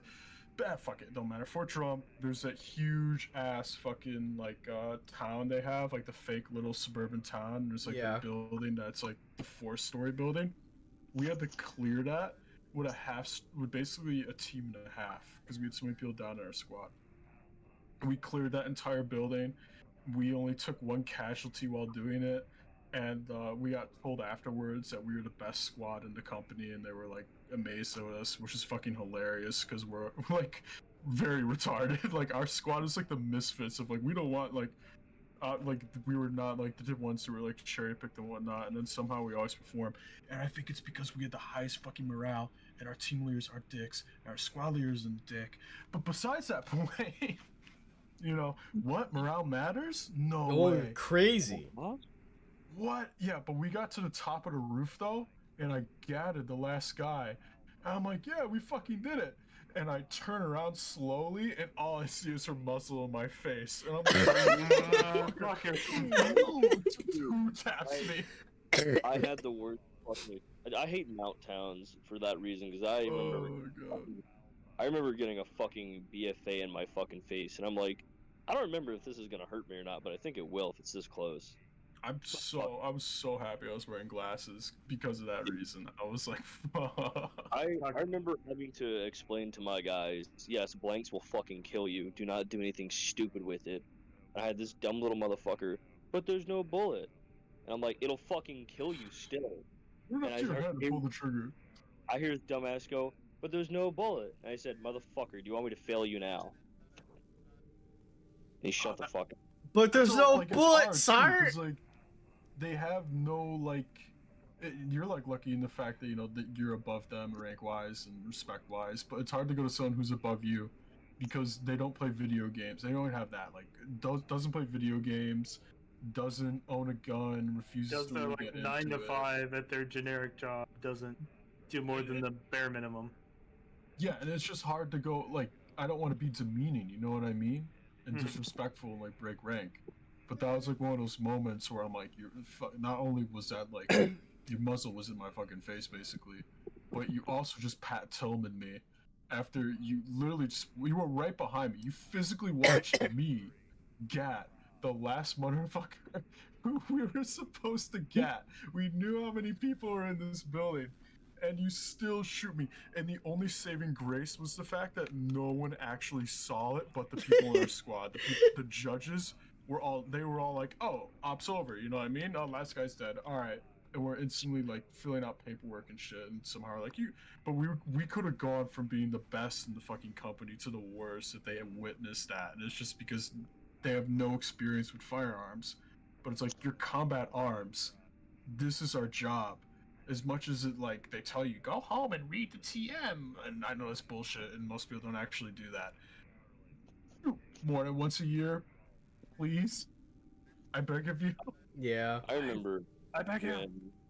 It was my final class that I had the privilege of being with, and we were doing their little fucking final exercise at fucking camp. It was Camp Geiger at that time, which is attached to Camp Lejeune. But It was their final exercise. And, you know, we take them out, we do simulated ambushes and everything, showing them how to properly, you know, fucking conduct an ambush. Oh, you're supposed to quote unquote open up machine guns, fucking. Face down. Put your face in the dirt. Look away, Yeah, sweep, sweep. Sweep, because you're supposed to open up fucking rifles first, then machine guns, because blah blah. If machine guns fail, then all you just hear is that chink of the fucking bolt. But whatever. Yeah. That fucking fun FUD lore that's still taught. But Yeah, $1,000 makes a ping. yeah, no, that I remember always being told that is your rifles are supposed to open up before the machine gun because the machine gun's an open bolt, and if it just slams forward, nothing happened. It just makes a loud noise, now the enemy knows where you're at. And I'm like, fucking whatever. But taught them their shit. They did the little fake ambushes, whatever. And then there's like patrolling portions, and then they have to do a mount town a couple times. Well, the coordination to this went to shit, but a couple of the other instructors took their guys out, and I took my guys out. And we were going to. Essentially, we already planned it with the opposing forces instructors that we were going to have them get into it with each other and not an ambush. Like, they actually have to fucking conduct small squad tactics against each other. Went to fucking shit as soon as they made contact. But I get why, because we fucked up, and this is partially my fault, because the instructors were taking we waited too late to let them do their own thing. We just kind of had them follow us for most of the fucking course. And we're like, you know, we will delegate you as our impromptu corporal. Here's the fucking plan. Conduct it, lead your Marines. And then we kind of just thrust them into these leadership positions of, I'm out of play now. I'm just a regular guy. You are now the fucking staff sergeant. You will lead your corporals and Marines. And I don't know what. Godspeed, Joe Snuffy. Pretty much. They had some good plans they came up with, but once the little fucking firefight broke out, it went to fucking shit. But still, our guys managed to come out on top somehow. Even though this is how I got the fucking DFA like right in my fucking face, because I see the muzzle come around the corner, and I see fucking Woodland Marp. I'm like, friendly, and he still just fucking whips that shit in my fucking face. He's like, oh, I will show you, and I'm like, yeah, I know, motherfucker, friendly. And because the opposing force was in desert, and this is important. We clear the town out. There's all the fake desert guy casualties. And then I think it's when we're finally we've still got a fucking few skirmishers because they're just pulling back, and there are dudes right in front of us in the tree line that are in Desert Marpat shooting the little fucking blanks and shit, and we're slowly conducting fucking fire maneuver, fucking whatever, bounding forward, and I hear one of these dumb motherfuckers, hey, they've got more guys coming from the right. And I see everybody swing their fucking barrels right. And it's guys in fucking Woodland Marpat. It's one of the other fucking instructors with their guys coming from the right side. I'm like, you stupid motherfucker, he's wearing the same uniform as you. No, shoot him anyways, kill him. Yeah, and I'm like, god damn, like, these are real fucking bullets. You guys would have already zipped the fuck out of your dudes. It's moments Yeah. like that where I'm like, once again, where we laugh at Russia. I mean, like, granted, it was a great training moment. Like, this is why training exists, to iron out kinks like this. Because, Yeah. like, they were excited. This was their first time really doing stuff like this. Which, again, it's why it's important that we conduct more training than everybody else, especially our adversaries. Because, like, I will say this, as fucked up as they did, and they didn't follow the plan, there was a lot of amazing small unit leadership, like guys just taking the initiative to say, well, everybody else is fucked up, I'm gonna seize a fucking objective. Like guys going up to fucking the top of the roofs of the fucking houses, clearing them out. Yeah. Or the one fucking dude who set up all his dudes on murder holes in the bottom because we punched out little fucking holes in the wall and shit. They'd use those because like one guy would know what the fuck to do, set his guys up, and that's where I was like, I'm still happy with this. It fell the fuck apart. Nobody followed the plan that was set, but it was fine because everybody still managed to look at the entire totality of the situation and go, okay, fucking Bergman's squad. He's on the right side, seizing that building. I need to take my guys over here to the left because we don't need more people on the right. And I heard a lot of people who weren't in leadership positions correcting shit like, "Hey, we've got too many guys trying to push up the middle. We need to come back, fucking break contact, and re-engage here." And I'm like, "You little smart cookies, you listen to me." But it's shit like Make me that cry. that makes it so it's like, every army, when they start a new war, they're gonna be fucking retarded and fuck up. The difference between us and our adversaries is that we actually fucking learn and mostly get our shit together, while they will keep doing the same fuck up for the past 2 fucking years. We're not held to, like, if let's say Lieutenant Winters commands us to, we learn from the stupid shit. But if Lieutenant Winters tells us to go do the stupid shit again, we'll just say no. We're not And doing if the that. entire company says no, he's gonna have to reevaluate because he can't just go, "You're all chaptered out of the army now," because the army's gonna investigate him, reasons behind it. You have the ability as a soldier to be like, "No, this is a life or death situation. We need to change this because it's not going to go well." But then you have the fucking Russian army who's like, we're running out of equipment because we keep fucking up our assaults and doing stupid shit. We should start doing motorcycle assaults, that'll fix it. And it's like, we're now month 4 of motorcycle assaults, and it's like, how have you not learned? It's been 2 fucking years. What the fuck is going on? What the fuck?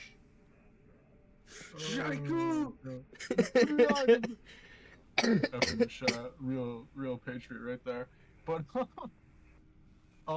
I gotta say this though, as like being a scumbag reservist, I have think the most training value, the most I have gotten out of doing stuff for the army, not only just enjoyment but training wise, that I've done more than my actual job, is being Op 4. Oh, Yeah, being Op 4 God, is fun yes. as fuck. It's like not only is it, you don't mean to cut you off. No, please go. This is yours. Continue. My bad. It's like not only like is it like, yeah, it's fun as fuck, but there's just so much shit that I wouldn't have think of as being an issue. Like one of the best examples for me is watching a active duty unit do a full-on air assault, which is cool as fuck.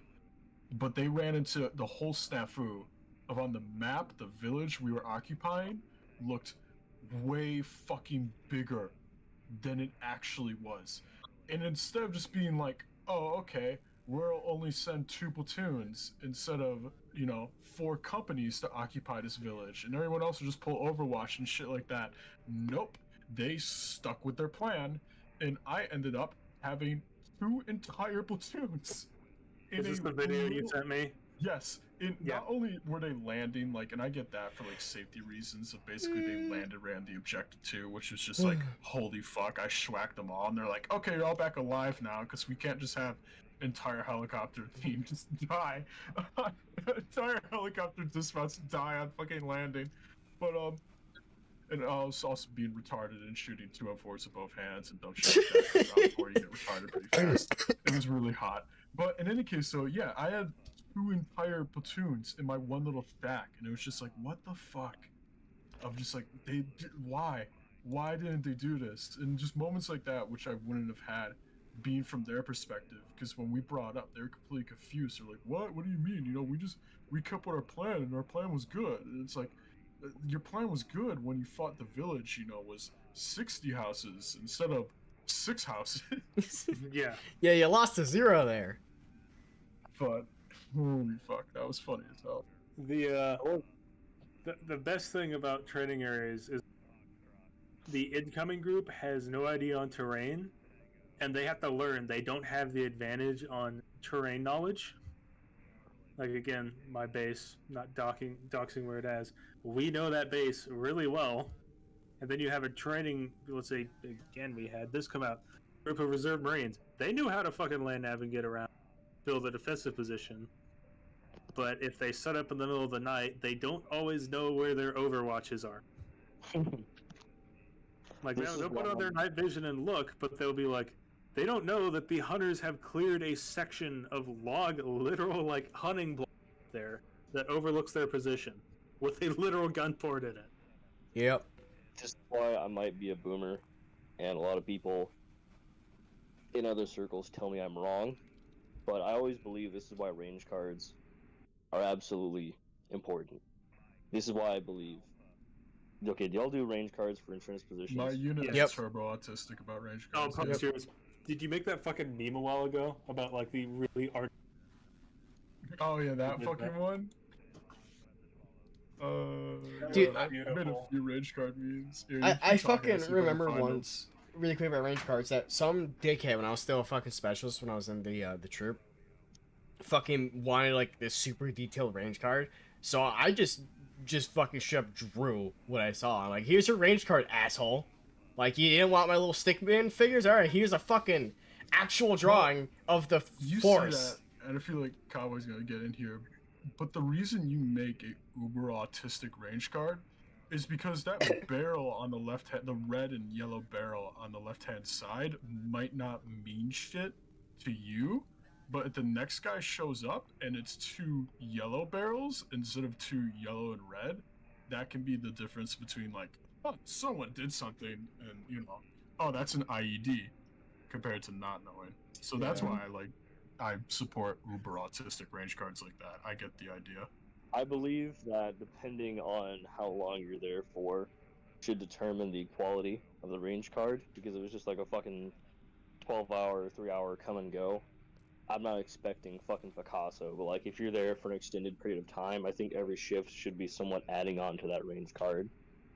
Like if you're in a building that you're going to be defending for the next 4, you better fucking show almost every that you can see.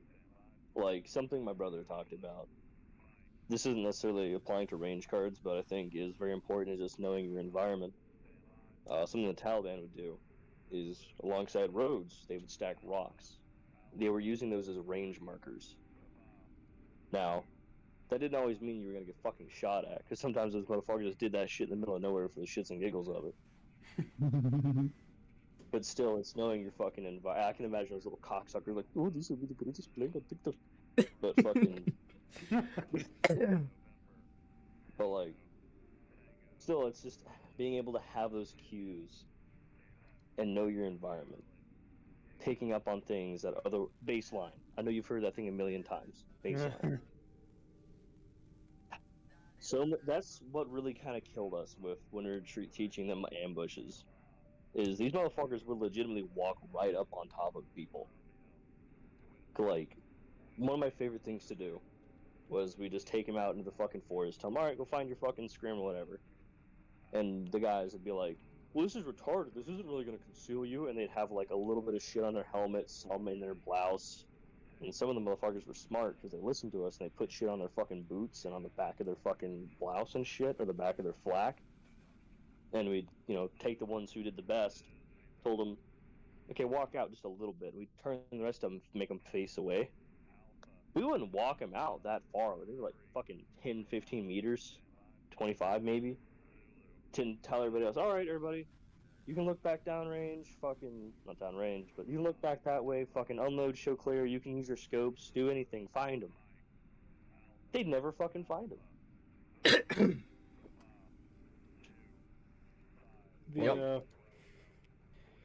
The big thing I've noticed is just because you're on a backline security during Op 4 and you're like, oh, go do a just, what the fuck is that called? Like the actual L-shape attack? Oh, God, I'm a L-shape horrible ambush? fucking combat guy. L-shape ambush.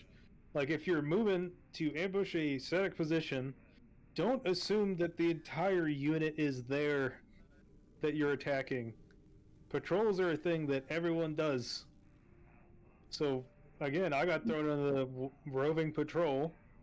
I didn't know where they were going to be attacking from. I just knew they would have. You're going to know that.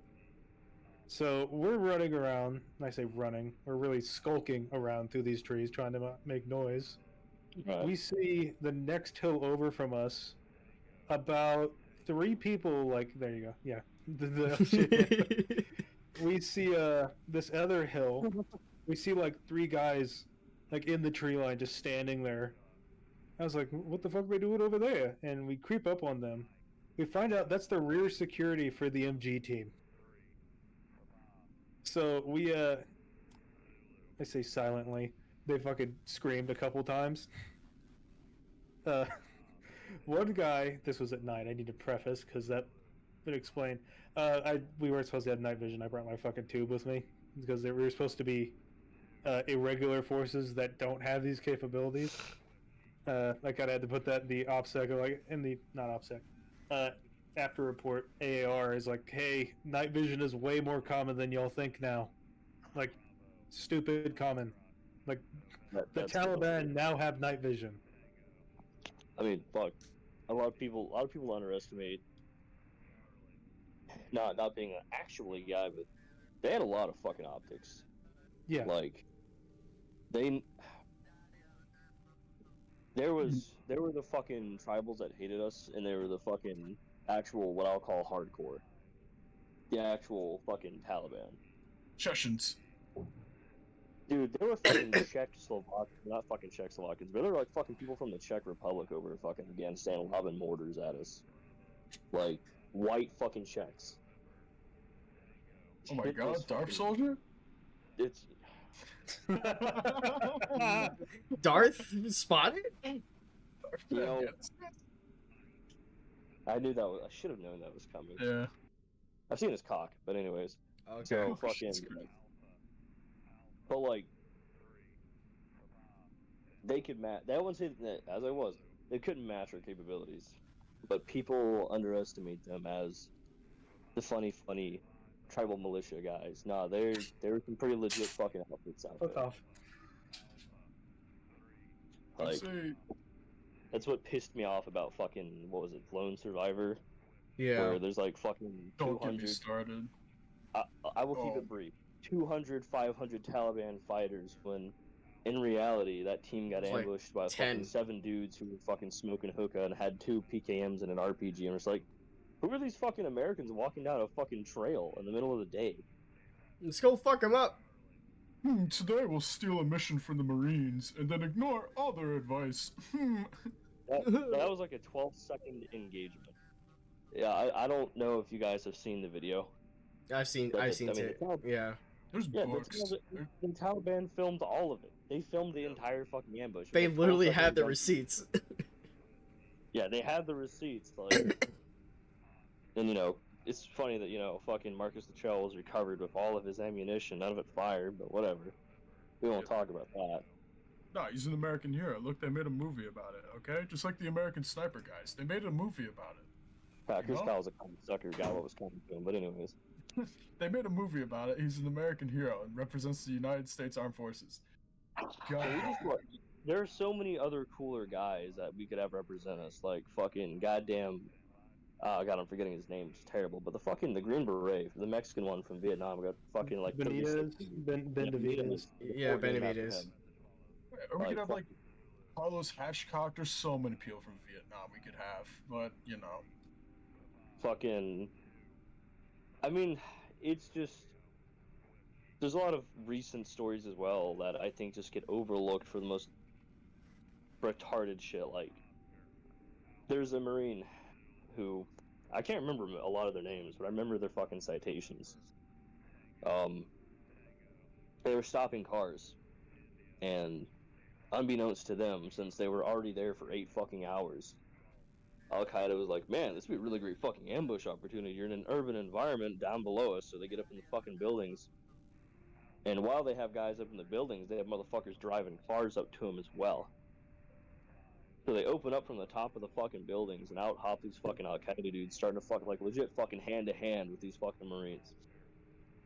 And one of them didn't have a gun, but had a fucking little F1, those little fucking shitty, fucking little Russian hand grenades. Yeah. And he chucks this shit into a group of Marines who are fighting with motherfuckers. And this one Marine picks the shit up, pins it to his fucking chest, and grabs this motherfucker. And he just fucking takes him out with him. That's And fucking he- metal. Yeah, Ooh. like... That was just like, reading that was like, holy fuck, these guys are different. Like, he could have, there's probably a million things he could have fucking done. But his mindset was just, I'm gonna fucking kill you. Like, could he have thrown it away? Probably, I don't fucking know. But, like, his mindset was just, I'm going to kill you, dude. Alright, dog. But no, they didn't write a book about that and make millions already. So, and then Yeah, you know, I have think people in the field claim said book was bullshit, but you know, Are you talking about the specific book I think of? I mean, there's a lot of books. Let's be real. That's a lot of fucking books. Yeah, man, you always gotta remember, first thing they do when you fucking get rolled out of the seals, they give you a book deal. I think the biggest mistake for also I'm gonna talk mad shit. Marsoc is a fucking joke now. Marsoc is another fucking joke. I'll take mad shit for that because I know there's some really fucking cool guys. We're all I gonna didn't- die, dude. After this, we're all gonna fucking die. After that, it's like, Game-ending career mode. Let's go. I'm actually gonna get fucking penned for NCIS for that one. I will say this: there are dudes out in North Carolina I know who are legit because one of my guys went there. I'm narrowing it down for you. They're pretty tight. They had some fucking really retarded shit they got in trouble for ammunition storage because they were stealing from the ASP and making their own ammunition room without authorization in their own little compound, which is a big fucking no-no.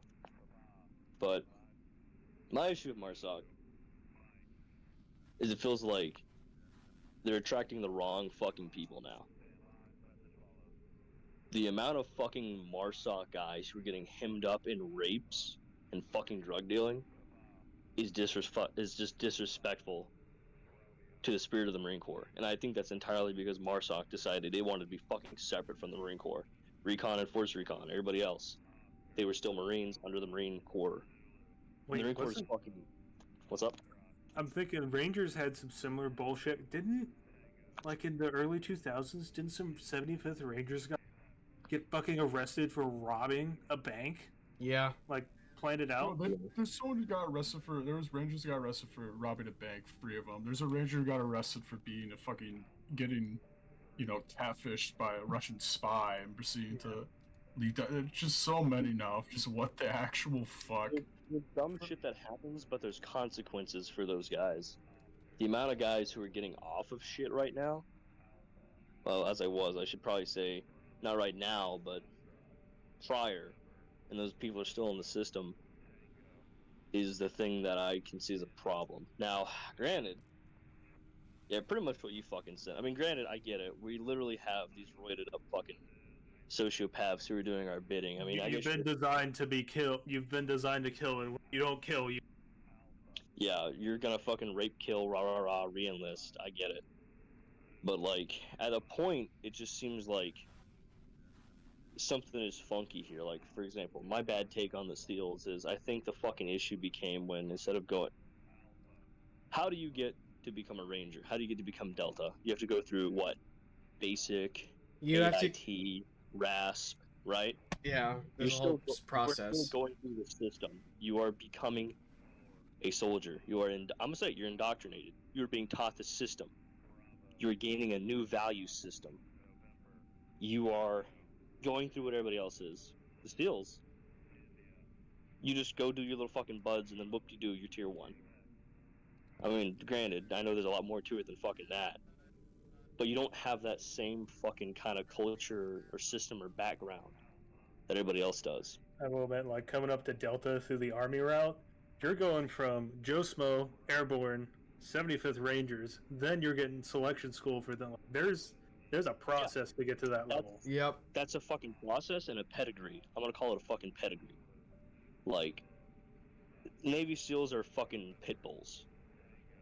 That is I love that comparison. Navy SEAL is a pit bull. Fucking Delta is like just a finely tuned German Shepherd. Yeah, basically. And Marsoc is, depending on who you run into, a mutt or a very respectable Shiba Inu. Because those motherfuckers are still retarded and autistic. I'll never forget, not Marsoc guys, but I ran into 4th Recon guys. I don't think I've ever met people who were so socially awkward, but were still just very badass by their nature. But when you got, so we were in fucking, you guys have been to DPCs before, right? Where it's just like the fucking warehouse with the fucking cots and it's cots in a warehouse of like just dividers put up to separate you. Mhm.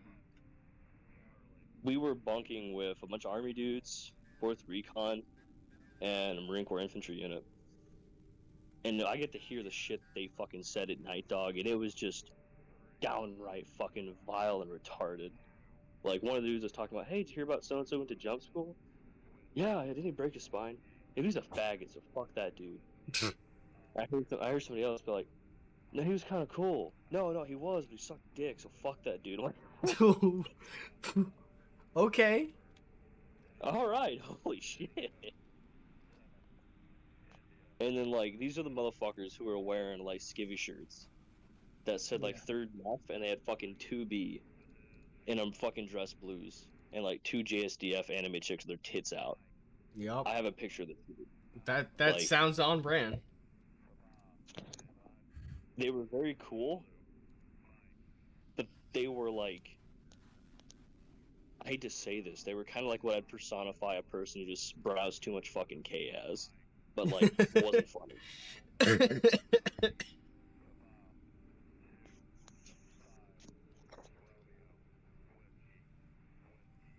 Alright, well, old K, we should say old K. old K, yeah. We don't talk about current K. We don't talk about that. Board culture in general. We don't talk about the cancer cesspit that board has become. Polarization. Now, here's the part where I alienate myself. I dislike most of the old trip bags. That's fine. A lot of them were really just not very good people in the first place. Yeah, like, online, cool, but getting to know some of them, and it's like, oh, wow. Where's You the got fucking... you got a chick addicted to crack so she could suck your dick. That's not I cool, don't- homie. Yeah, that's not kosher. I don't like that. Stop it. Get some help. Where's the Yeah. fucking Nugget Fest meme? I can't fucking find it. You know what I'm talking about? Where's the one fucking meme? You remember that one where, like, everybody went out and there was, like, one chick who went and the people were just fucking terrible recreants? Yep. Didn't a fucking VTuber go to Nugget Festival? I can't remember that. That was the different scenario. It sounds like a terrible Different idea. situation, we should say. I know Like, there's what's the one who, like, took his sister out there and was surprised that people were, for lack of a better term, not adjusted to females. No way. No way, man. I definitely think meetups can be fun.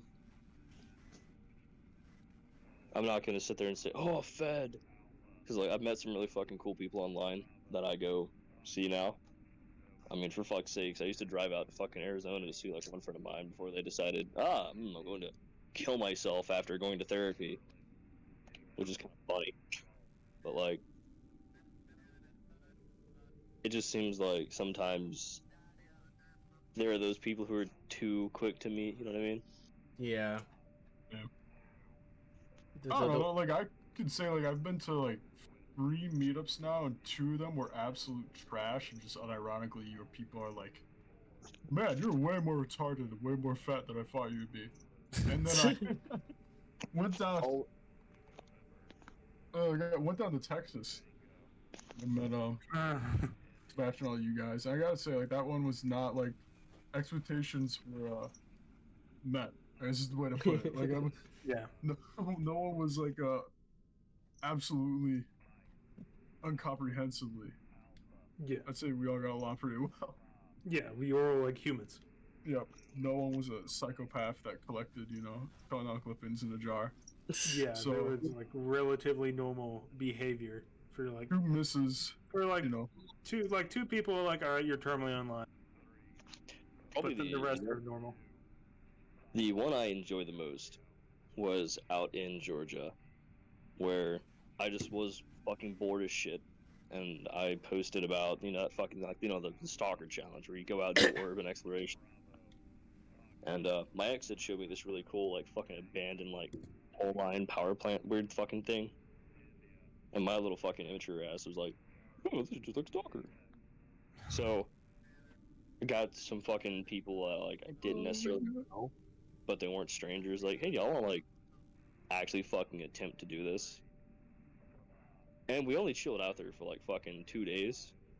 But still, like 2 full fucking days with a bunch of strangers. It was actually kind of tight. 2 of them I still talk to. One of them, they were like really polite, but I don't know. I don't know if they were just socially awkward, or if they just weren't fucking comfortable with this situation in its totality. Because yeah, you're in the woods with a bunch of fucking strangers with guns, but like, oh, they fucking laughed a couple times. Fuck them.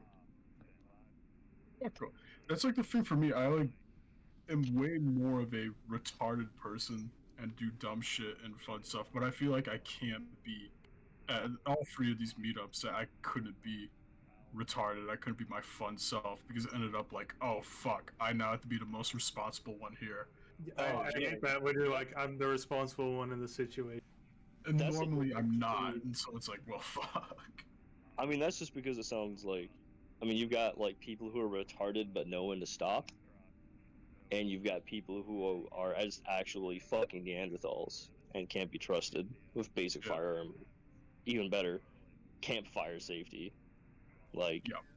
the motherfuckers you had to explain how to tie their shoes. Like, for example, Sentry. Hmm.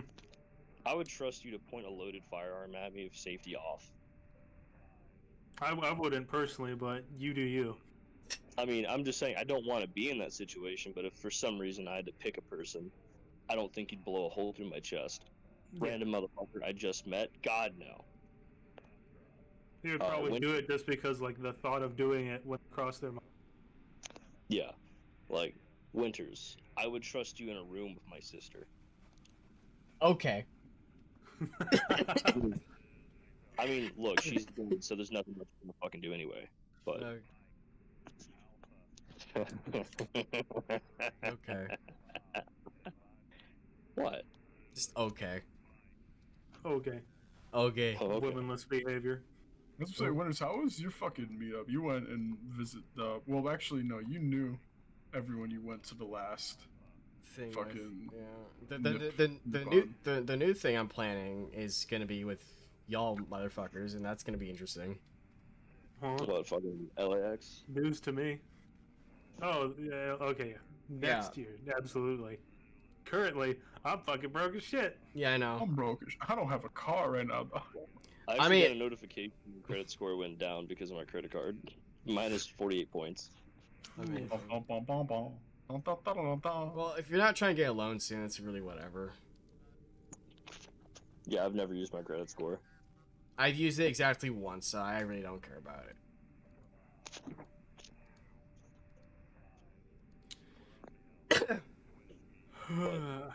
I definitely am looking forward to the Viper cosplay.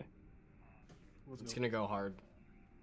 I hope so. I want to get like that little fucking voice box and just hit people with that fucking, you know, I'm getting piped 5x5. I mean, it might work. It might like genuinely work. Dude, I'm just saying right now, if I run into like a fucking Valkyrie cosplayer, I'm down bad.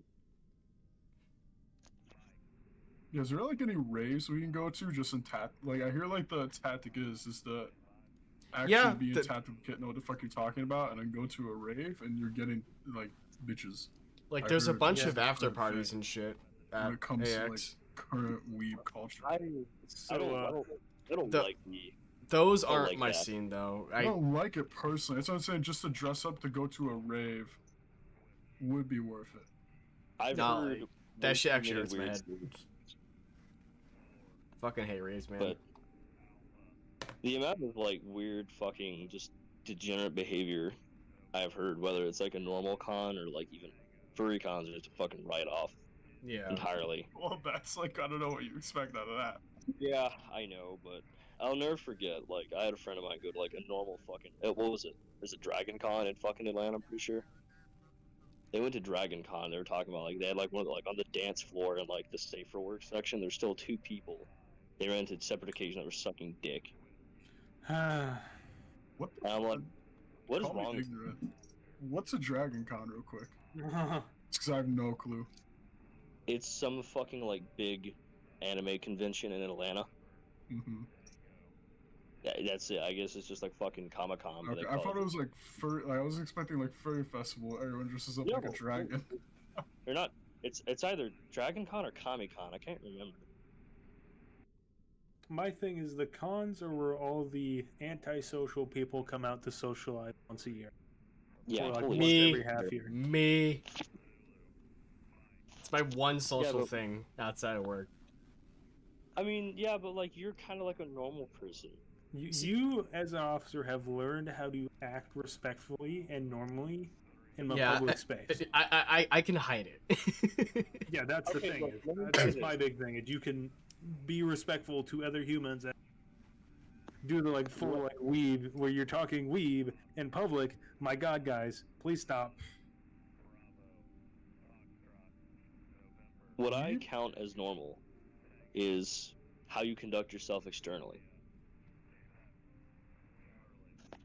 Do you put on deodorant? Yeah, like you can be a freak on the inside. I mean, for Christ's sakes, you've heard the shit that you've heard the things I say. You've heard the things Neko and I have said. Yeah. Like, Yeah. you know, we're too. I won't say that, but They're spirits. yeah, I don't. I'm a speaker named Thrice, and she's gonna appear and drag me behind the 7-Eleven dumpster. We gotta kill your ass, dog. Put the ape in. With rocks, but Kill them with rocks. I Kill just rocks. don't like the behavior of most people at those places, but I still want to go because one, it'd be dope as fuck with friends. Two, the people who are cool, I know are gonna be cool as shit. Three, I'm Viper, baby. I gotta show off. See, the thing is like those cons are mostly fine. It's mostly when you actually have to like sit down and talk to those people that shit falls apart super quick. Yeah.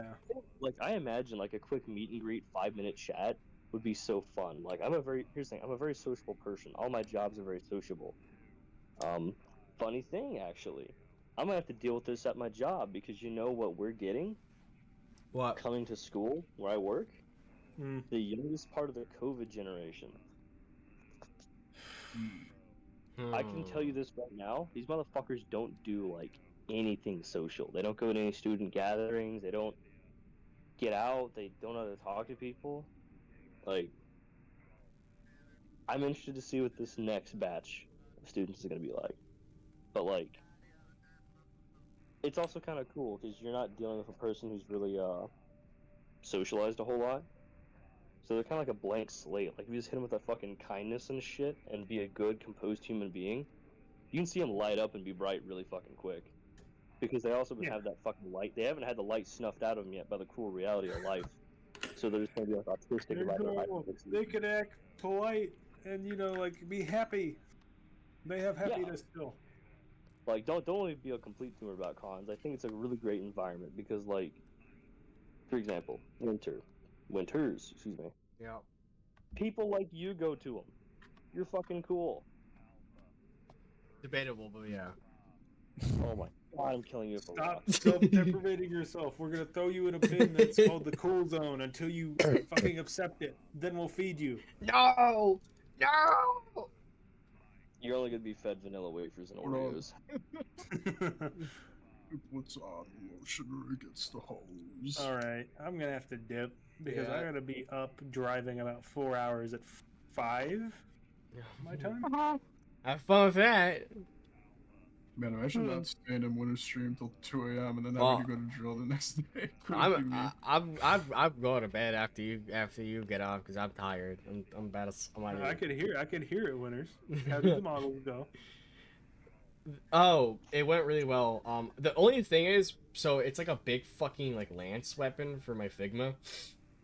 There's a part that like it's like there's additional like greebles on it that make it look like really fucking cool and shit.